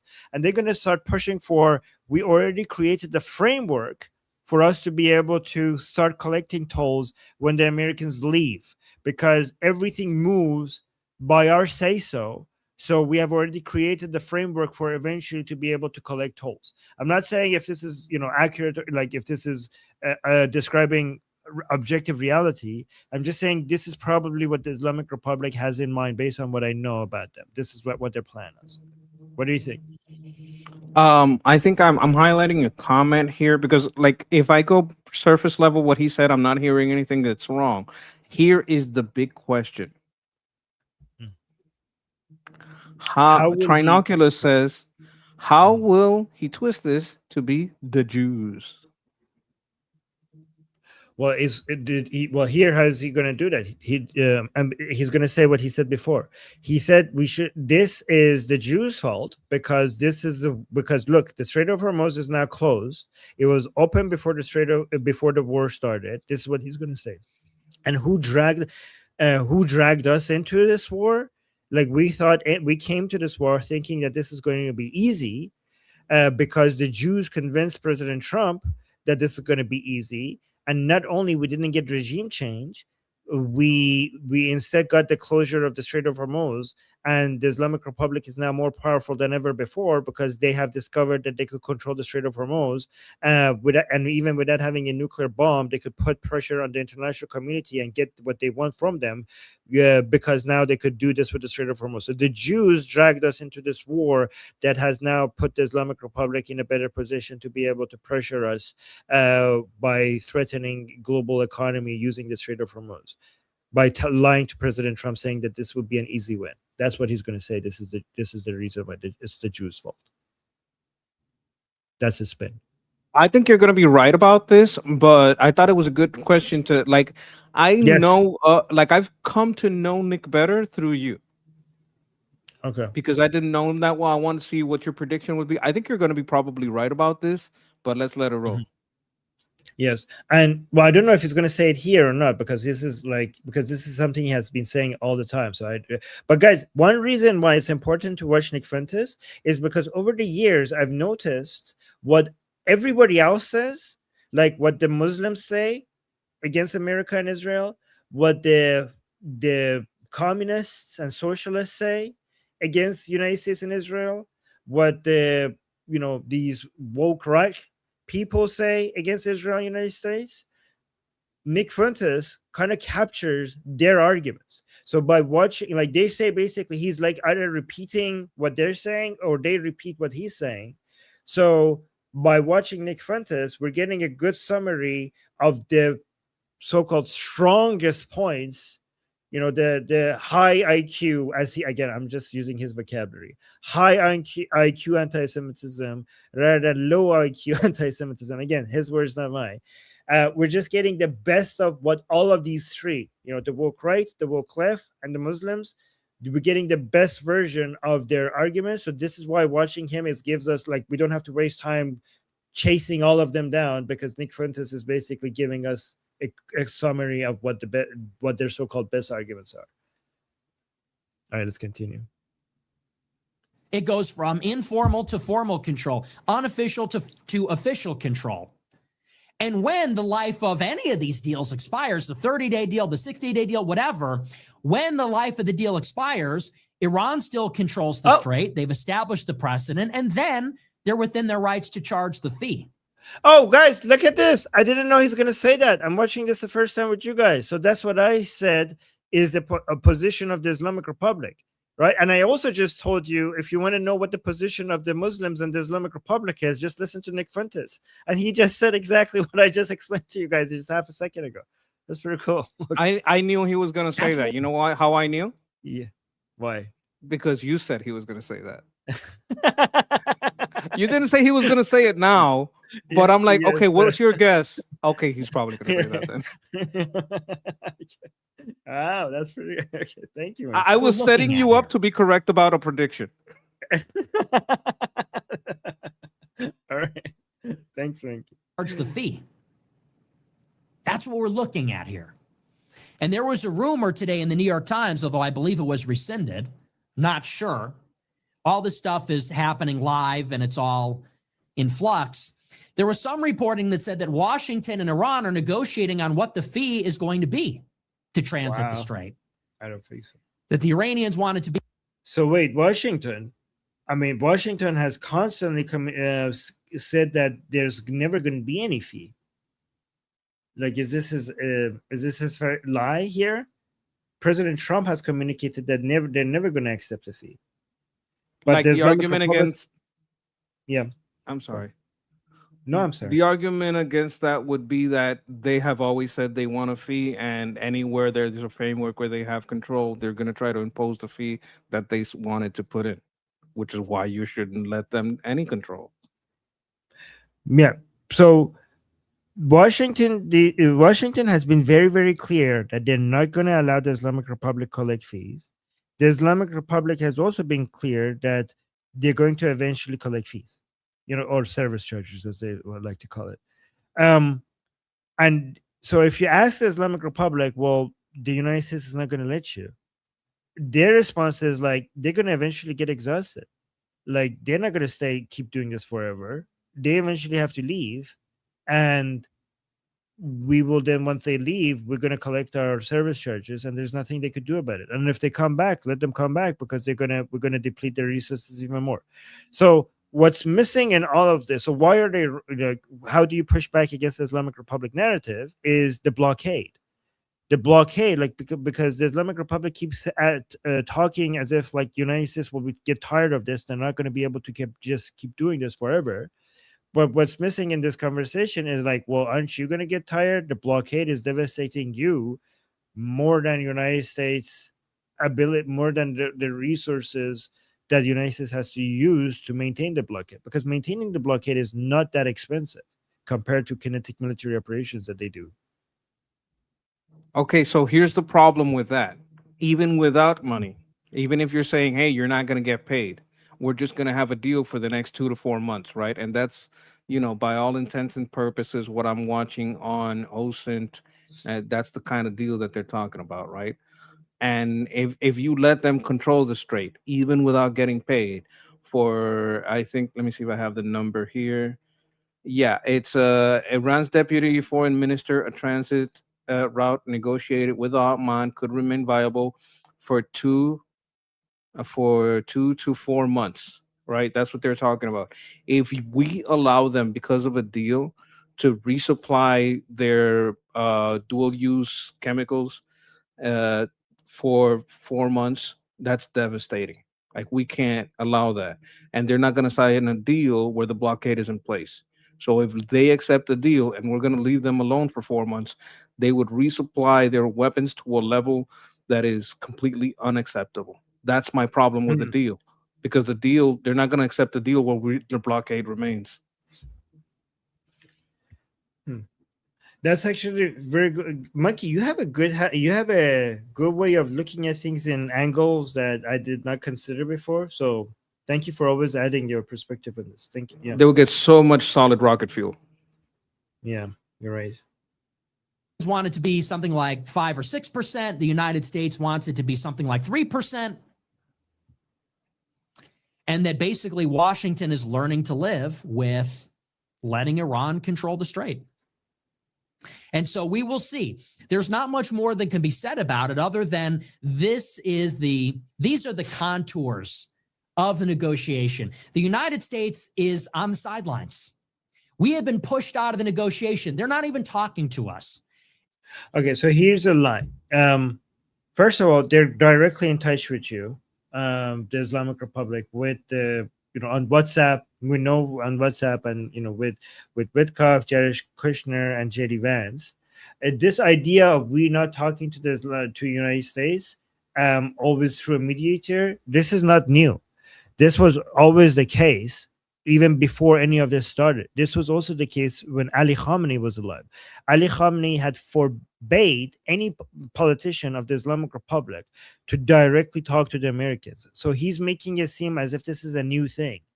They're not even talking to us like as if this is like something new that just recently happened. That has been a rule. That has been a pretend rule all the time. Iran is not talking to us directly. They might not even be talking to us indirectly. They are. Iran says, oh, they absolutely are. That's so naive. That's so naive to think that. They absolutely are. They're back channels. They definitely are. This is between us and Oman and the mediators. Like he's just listening to the Islamic Republic State TV and just accepting he's just assuming that the narrative that is coming out of the regime is just like the fact. It's funny because the regime, the jihadi people in Iran who support the Islamic rule, they are actually not believing the state propaganda anymore, and they're watching American news to figure out what's happening.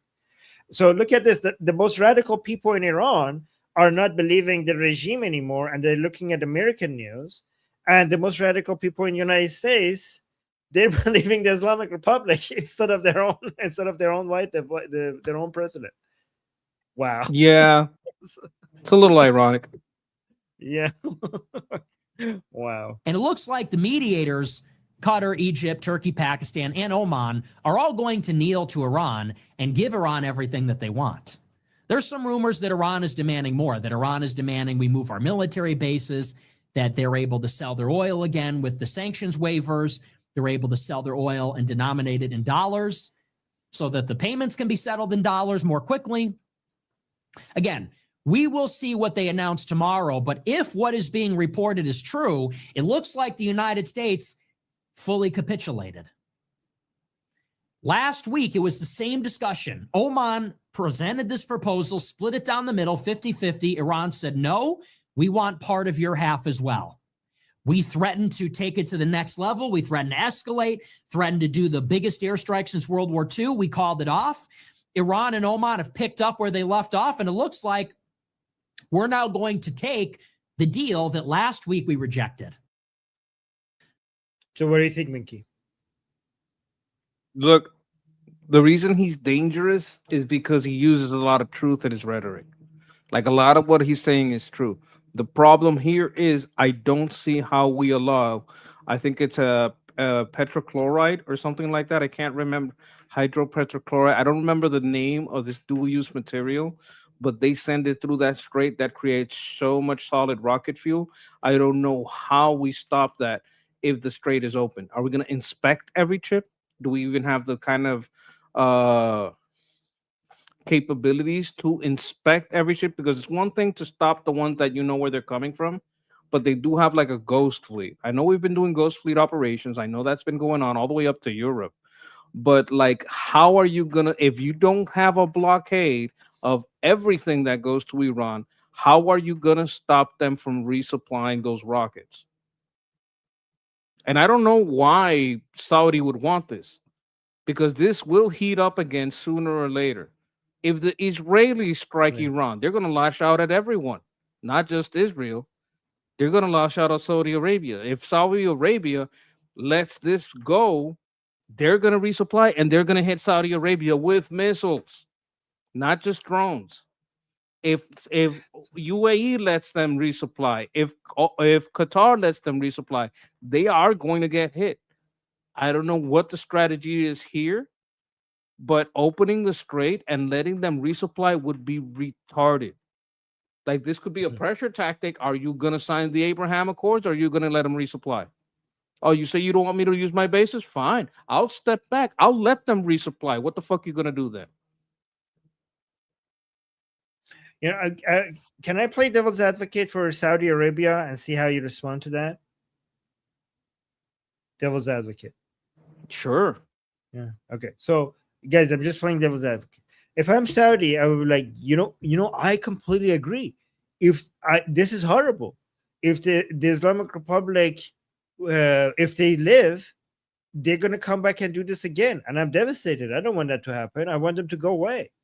But the problem is that I'm not confident that you guys are actually going to finish the job with the Islamic Republic. And I personally can't. So at least I could, like, because if I knew that you guys are capable of finishing the job with Islamic Republic, I would be willing to pay a price in the meantime, and even maybe takes missiles and damage to my oil and energy infrastructure, knowing that it's worth it, because at the other side of this, there is no Islamic Republic. That would be I would be more than willing to pay the price if I knew that you guys are going to finish the job. But so far, what I've seen is that you guys are wishy-washy. Like, I'm not sure if you guys are just like talking nuclear. So you guys are not actually interested in toppling the Islamic Republic. You just want them to just not have nuclear. And even if you manage to do that, you're still going to leave this monster next to me and leave at some point. So that's why I'm forced to at least try to not get hit right now, because I'm not sure, like, if I go all in with you guys just allowing me to get hit with missiles, I'm not sure if you guys are going to finish the job. And you keep telling me to go to the Abrahamic Accord. Like, yeah, but if I go to the Abrahamic Accord and then the Islamic Republic is still here, then I'm going to get more bombed, because now I'm a country that is an ally of Israel, or has normalized relationship with Israel, and I can't be part of Abrahamic Accord while the Islamic Republic still exists. So maybe if you want me to be fully on board on this, like, maybe you guys need to show more that you're going to actually completely finish the job, and I'll do everything you guys want. I will join the Abrahamic Accord. I will, throw missiles at the Islamic Republic if you guys want, and I will also allow and accept that some of my old infrastructure is going to get damaged, but it's all going to be worth it if the Islamic Republic is going to fall. But I don't think you guys are all in on this. I would reply, I don't give a shit what you fucking think. Either you sign or I leave. Okay. That was okay. All right. Okay. And then, okay, with so respect, again, your princeness, Mohammed bin Saud. Okay. How about this? Again, guys, I'm playing devil's advocate. If then I'm Saudi Arabia, I'm like, then I can't sign. I'm just going to have to go pay the Islamic Republic money. This is what I'm actually going to do now. Given that you are not going to make it easy for me, I'm forced to go give billions of dollars to the Islamic Republic, tell them, like, to convince them not to hit me with missiles. And that's billions of dollars that they're not going to invest in drones and missiles that is going to be used against you. Go ahead. You know what's going to happen to your economy if you do that? Do you know how hard I'm going to sanction you and anyone on earth that buys your oil? Go ahead. Make my fucking day. I'll sanction every oil field, every bank, every business inside Saudi Arabia. You think you got money, but you don't. And I'm going to make you understand that. Okay, but that's what Monkey would say. That's not something that any U.S. administration would do. So we're not going to have that. We might say it behind closed doors. Okay. All right, guys. Like, I'm not Saudi Arabia, so put away your tomatoes. I'm not the Saudi government. Okay, I was just playing devil's advocate here. This was just like, let me know if that was helpful or not. Like me trying to steelman them, or I'm already getting my oil from all other places. I'm already trying to make the world not even looking at you. You are already trying to get away from oil with your 2030 plan. So even you don't trust your oil. If I shut down and sanction every single business you have because you're giving Iran money, you're not gonna make it to 2028. You're not gonna make it to 2027, much less 2030. So your 2030 plan, it's not gonna pan out if you give them one fucking cent. Right. But guys, like, let me know if this was, if you want me to do more of this, because I know what a lot of these people are thinking, and I could give you a version of their argument. So, like, because sometimes you guys hate it, like, oh, Armin, why are you defending this guy or that person? I'm just basically trying to provide, basically this is, I think, the most helpful way for you guys to see what their perspective is.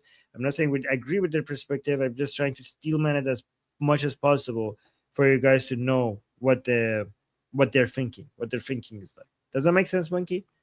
You're gonna be in so much trouble that the Wahhabis are gonna take over and kill you because you're poor, you're destroying their way of life. These people were rich, they're not rich anymore. They're all hiding guns. They all got money. They're all rich. You know what they're gonna do when we take away those riches? They're gonna fucking kill you. The whole house of Saud will fucking fall if you keep fucking around because you're in that FA area and you're about to FO. Like maybe I should handle these negotiations.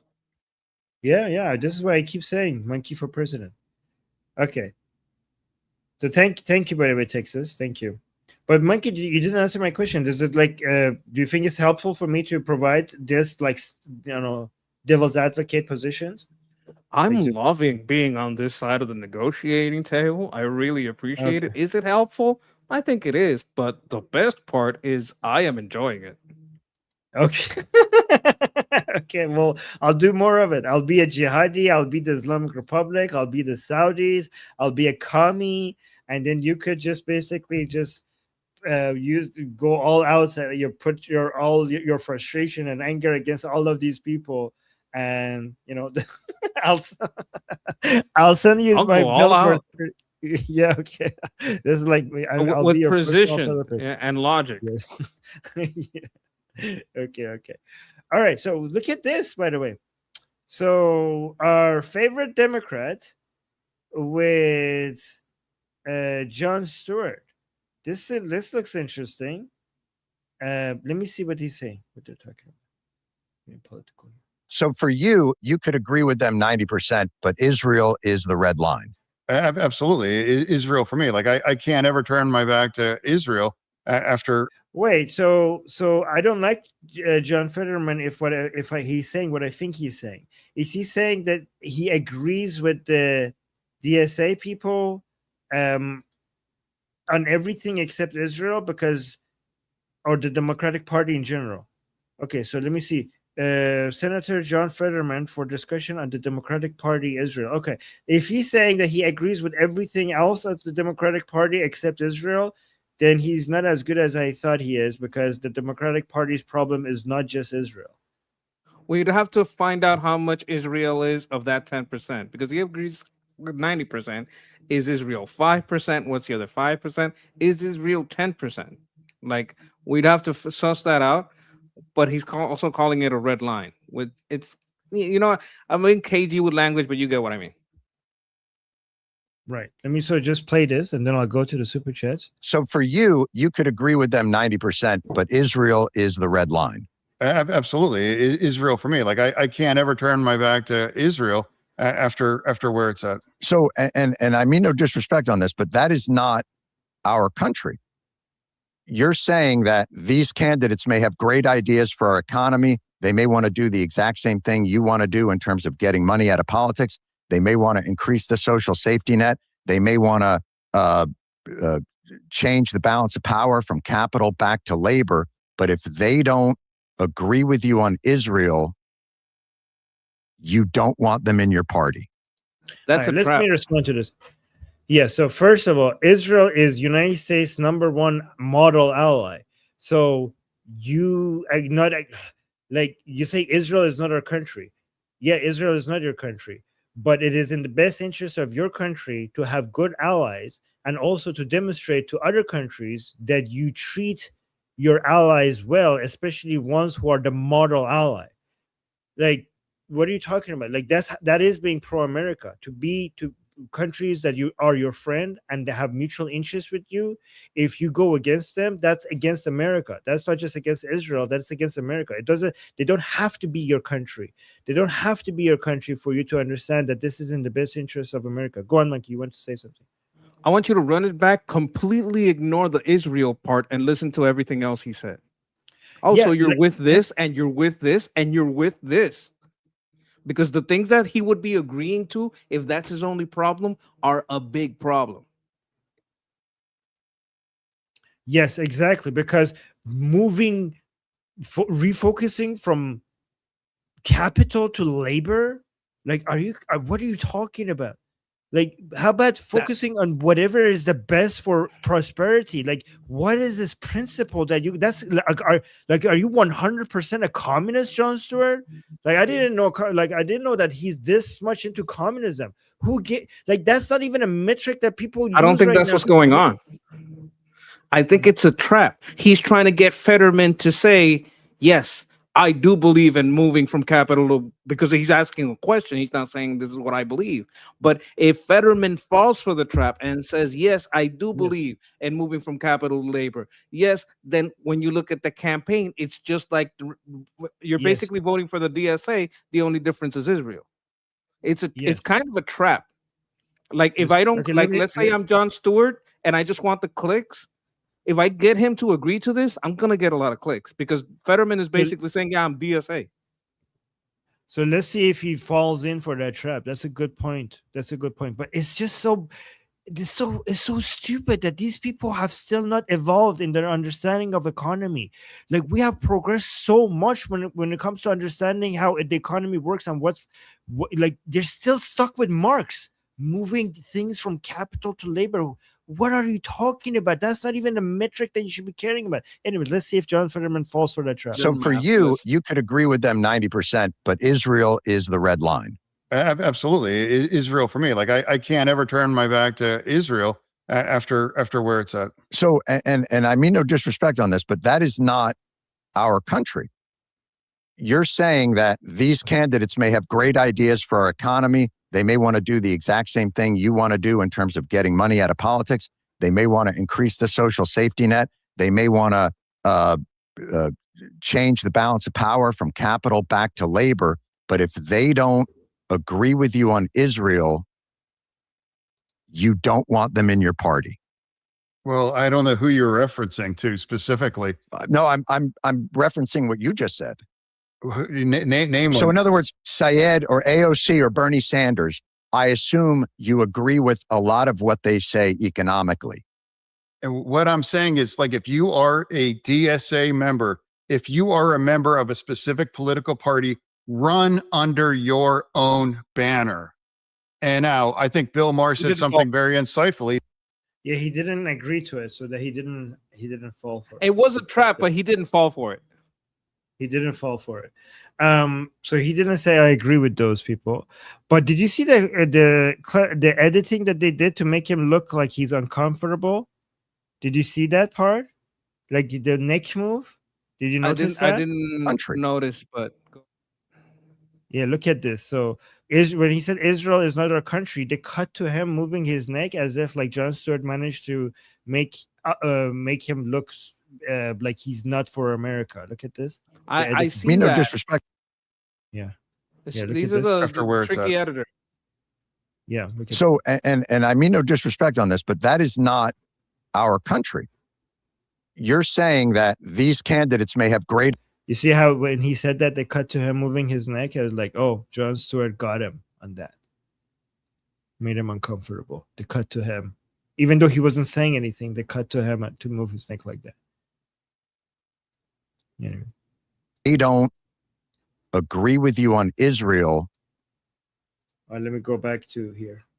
Like, you're not going to cut away from the speaker without a reason. Yeah, exactly. No, I'm referencing what you just said.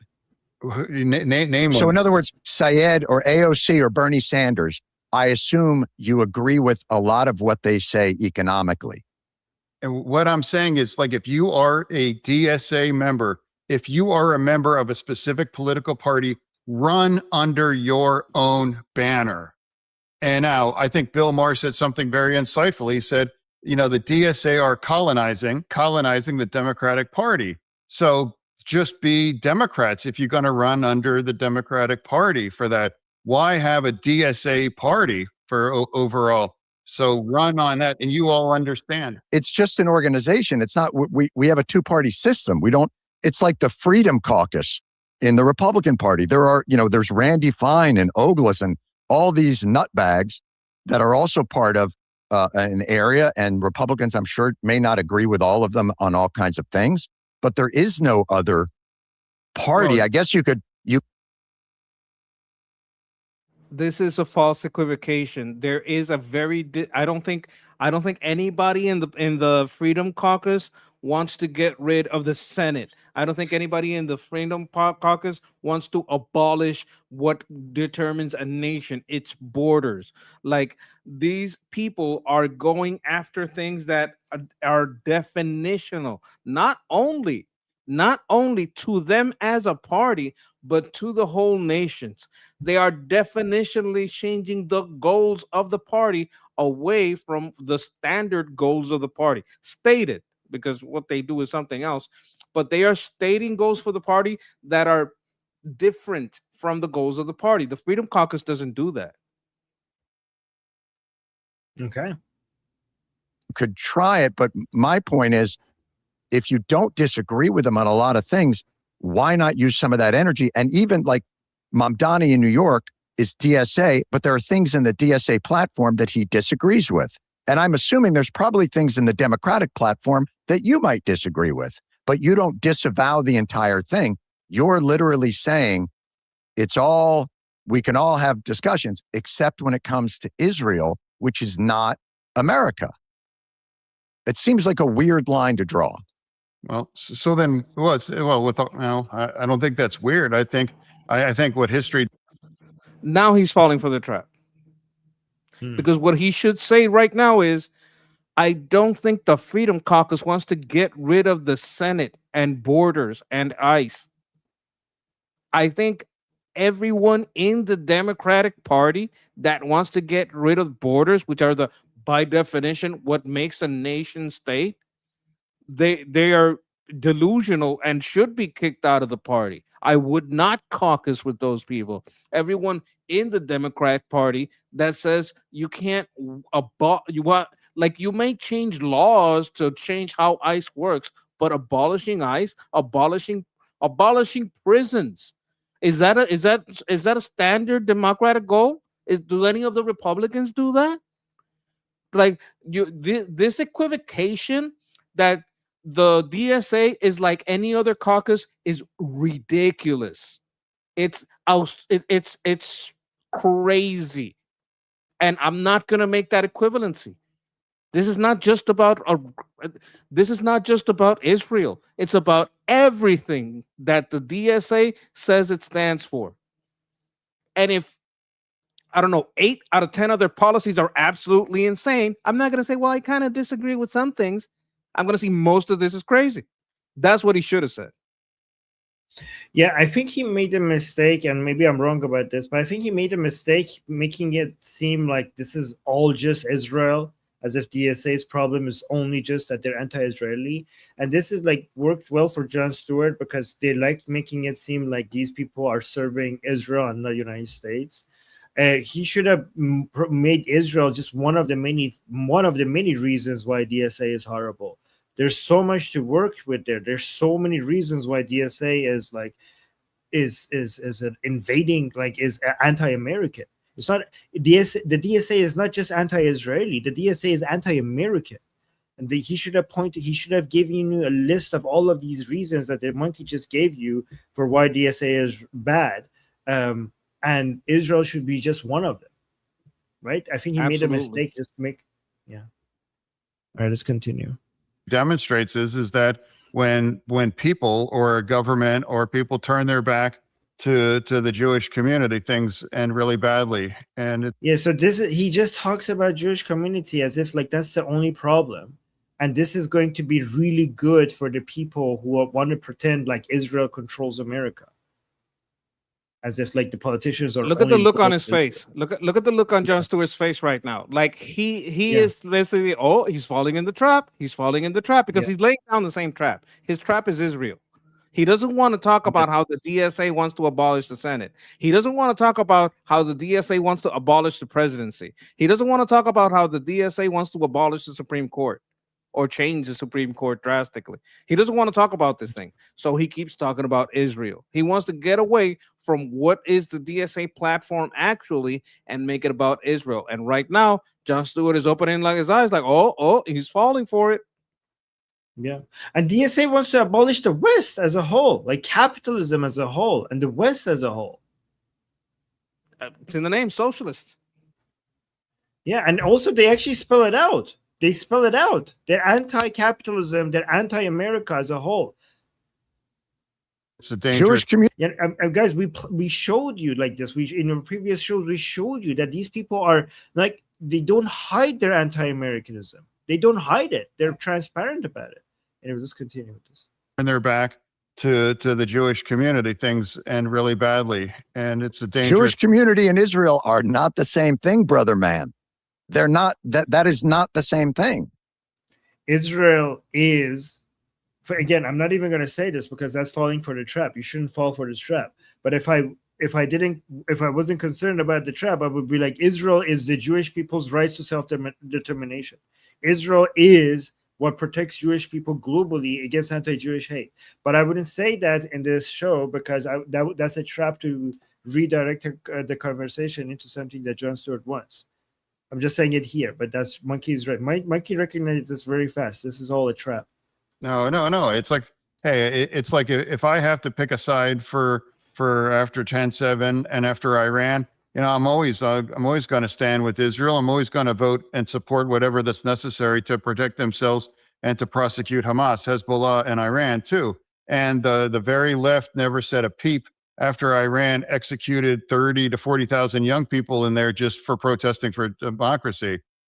You think that the left is pro Iran, not the country, but the regime? Yes. Obviously. Absolutely. Like when he said that's an accusatory. You think, like, you see the language here. You think, like, it's a crazy thought. Yeah, it absolutely is. It absolutely is. They openly defend the regime, and the regime openly defends them. What I'm saying though is like if anyone in the Democratic Party is fine with Iran building a nuclear bomb, I disagree with that person. I think most people are. Now Jon Stewart is like, oh my God. Because stop it 1 second. You see how he moves his head like he just heard something crazy and picks up like, that's acting. That's like being performative. That another thing is now Fetterman is repeating. He's like stuttering. You got him stuttering. You got him to move the conversation to Israel and to Jewish, Jewish people, and you also got him stuttering. Why? Because he fell for the trap. Like if I know I'm going to talk to Jon Stewart, I know I'm going to talk about the DSA and Israel. So one thing I'm going to point out, I'm going to stick to the DSA. And I'm going to say, I would start saying, look, I do support Israel because they're a great ally.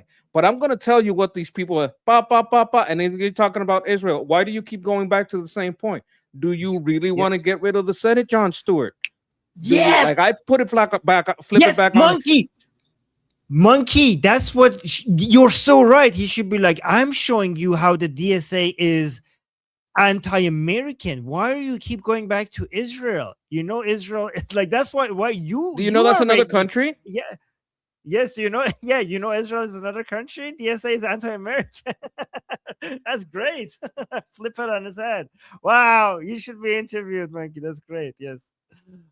Again, I think you're caricaturing the issue, but I want to. Is there anything you would criticize Israel He said about? while caricaturing the issue. Yes, exactly. Oh, and he says we didn't even see the rest. Okay. Anyways, exactly. Oh.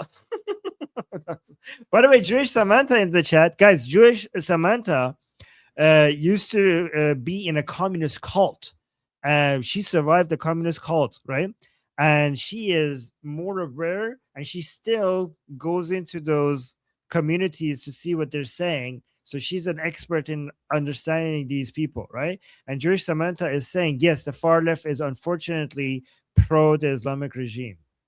So Jewish Samantha is our spy, by the way, in communist circles. So we have our spy. He has a bit of understanding on what they think and how they move. Yeah, exactly. Okay, so we got 2 super chats. Steve. Okay, this is hard to read. I have no idea what this is. Okay. Adad man hal man tange. Oh, hal tange basku. Do you understand any of this? Velayat su'ul faransheh budand. Okay, I don't have even no know if I idea. should read it forward or backwards. I think this is supposed to be like Persian, but I'm not understanding it. Sorry if I'm failing at this. Let me give it to my. I'm going to give this to AI to see if AI could decode this, and if AI can't decode this, then neither can I. Let me see. Oh, okay, I got it. He's speaking Finglish, Persian written in Latin alphabet. Yes, that's what I assume, but I can't read it properly. Okay, so this is a translation. My ancestors were born were from my ancestors were from the Basque region, Soul That's province in France. This is France. In France? I thought That's the what Basque AI were is in saying. Spain. There must be more than one Basque community. Is Basque in? Yeah, you're right. You're better than AI. Oh, Français. No, he's saying Français. So yes, in France. My parental grandfather worked at the Credit Lyonnais Bank in Kermanshah, Iran, during the reign of Reza Shah. Okay, so now now that I know the English, let me see if I Ajdad. Oh, now that I know the English, this is easier to read. Ajdad man از منطقه باسکو مال فرانسه بودند. پدرم در زمان سلطنت رضاشاه در کرمانشاه در بانک کردیت لیونایس در داشت کار میکرد. Wow, okay, this is so much. Once I see the English translation, it becomes readable. That's so interesting that I couldn't read it until I saw the actual translation. This is so weird. It became so readable right after I saw the English translation. Thank you, Steve. I didn't know my brain was able to get hacked like that. Okay, but you know we still don't understand, right? Yeah, okay, but I read the translation. The translation is my ancestors were from the Basque region, Soul province in France. My parental grandfather worked at the Credit Lyonnais Bank in Kermanshah, Iran, during the reign of Reza Shah. That's what that means. Yes. That's both of them? That's both of them, yes. Yes. Well, thank you for being here. We appreciate you. But isn't that interesting, Monkey? Like, this is in Persian, and I couldn't read it. And then when I saw the English translation, then the Persian became readable to me. I don't know how that works, but that is so fascinating that only after seeing the English translation, then I could just read through it without any problem. Okay, so Bahas, so it's pronounced Bahas, Basque. Okay, thank you. I didn't know how to pronounce it. Thank you. And then here's another super chat saying, Pedaram Hamzaman ba General. Okay, I don't know how to pronounce that. Schwarzkopf dar madrese community dars mikhun. So his father studied at the same time as General Schwarzkopf in a school called Community. And apparently, I think this is a school in Iran that was an English school that was called Community, and his father was studying with that same. Oh, isn't that the general? What is that general? Schwarzkopf, he's pretty famous. Oh, isn't that the general that speaks Persian and has studied? No, that's no. Not okay. I know he's famous, but he's not like you're talking about the bald guy. Yes, I'm talking the bald guy. Okay, interesting, Steve. So that's why this is how now I know why Steve knows Persian. Interesting. I thought this was very important to point out. Like we're starting to see a Yes. pattern forming. Like Stuart Manifold is pointing at this pattern that Fetterman is wearing a suit. Yes, we also saw him wearing a suit where he was being interviewed basically while walking by a very leftist news organization, very much pro-Hamas news organization. And he was just dunking on them for being pro-Hamas. Yes. I think one reason why he doesn't wear a suit is that he's so big and it's hard to make his suit work. Maybe I'm wrong. He could just get it tailored. Like maybe he's not he's not doing enough insider trading. Like he needs to up his insider trading game to where he can get like nicely tailored Italian suits. Yes, maybe. Oh, by the way, I forgot to thank Steve. Steve, thank you so much for the 2 super chats and also for sharing your story. That's fascinating.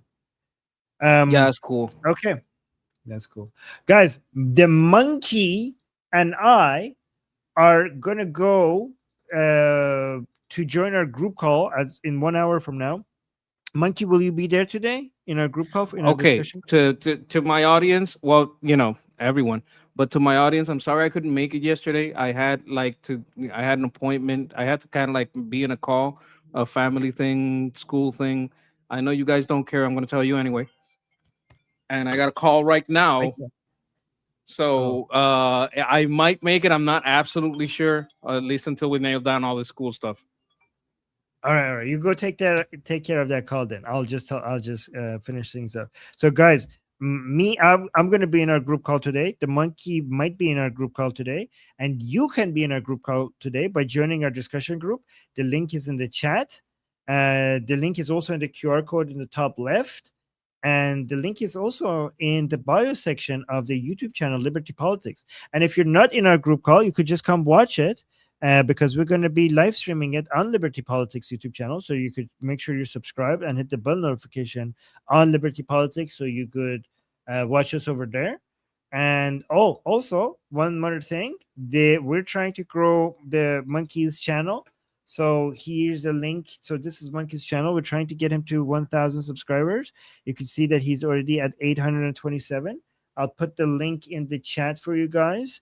So you could go subscribe to his channel and help him grow. All right. We're trying to get his channel monetized, and so that because he has a lot of good takes, and hopefully he could focus on this a lot more and we're trying to help get more channels monetized, right? So we got Ali's channel monetized, we're gonna get Guy's channel monetized, and we're trying to get Monkey's channel monetized. And guys, if you're interested in doing politics on YouTube and getting monetized, because we're trying to make more people focus on this, because we need people who are fighting for liberty everywhere in the world. If you join our group calls, that's where we see who has the potential of making a YouTube channel so that we could support them. And what we do is then we do collabs with them so that we could send people from Liberty Politics to their channel so their channels grow as well. So in our discussion group, we're not just discussing politics, we're also looking for who's good at this, who's good at talking about this, and then approaching them and asking them if they want to make a YouTube channel and if they want us to help them grow their YouTube channel. So if you are interested in any of that, make sure you come join there and participate in the discussions, and then reach out to me as well saying like, yes, Armin, I'm interested in that. So we'll see. Okay. All right, guys. So this is going to happen in 1 hour. Yeah. Hola, mi amor, estoy aquí. Hola, ¿cómo estás? She's watching now. Oh, hey, Monkey's daughter. Hello. Okay. Hola, mi amor. Okay. Yes. Hola, hola. All right. I gotta go, guys. Javicha. Okay, guys. And I will also end this as well. Thank you, guys. Thank you. A special thanks to all the people who have liked the stream. Thank you so much. It means a lot. It helps us grow the channel. And I'll see you guys in 1 hour. And until then, I'm Israel Chai, Slava Ukrainian, Cuba Libre, Long live America, Javicha, Payende, Iran. Mwah. See you guys soon.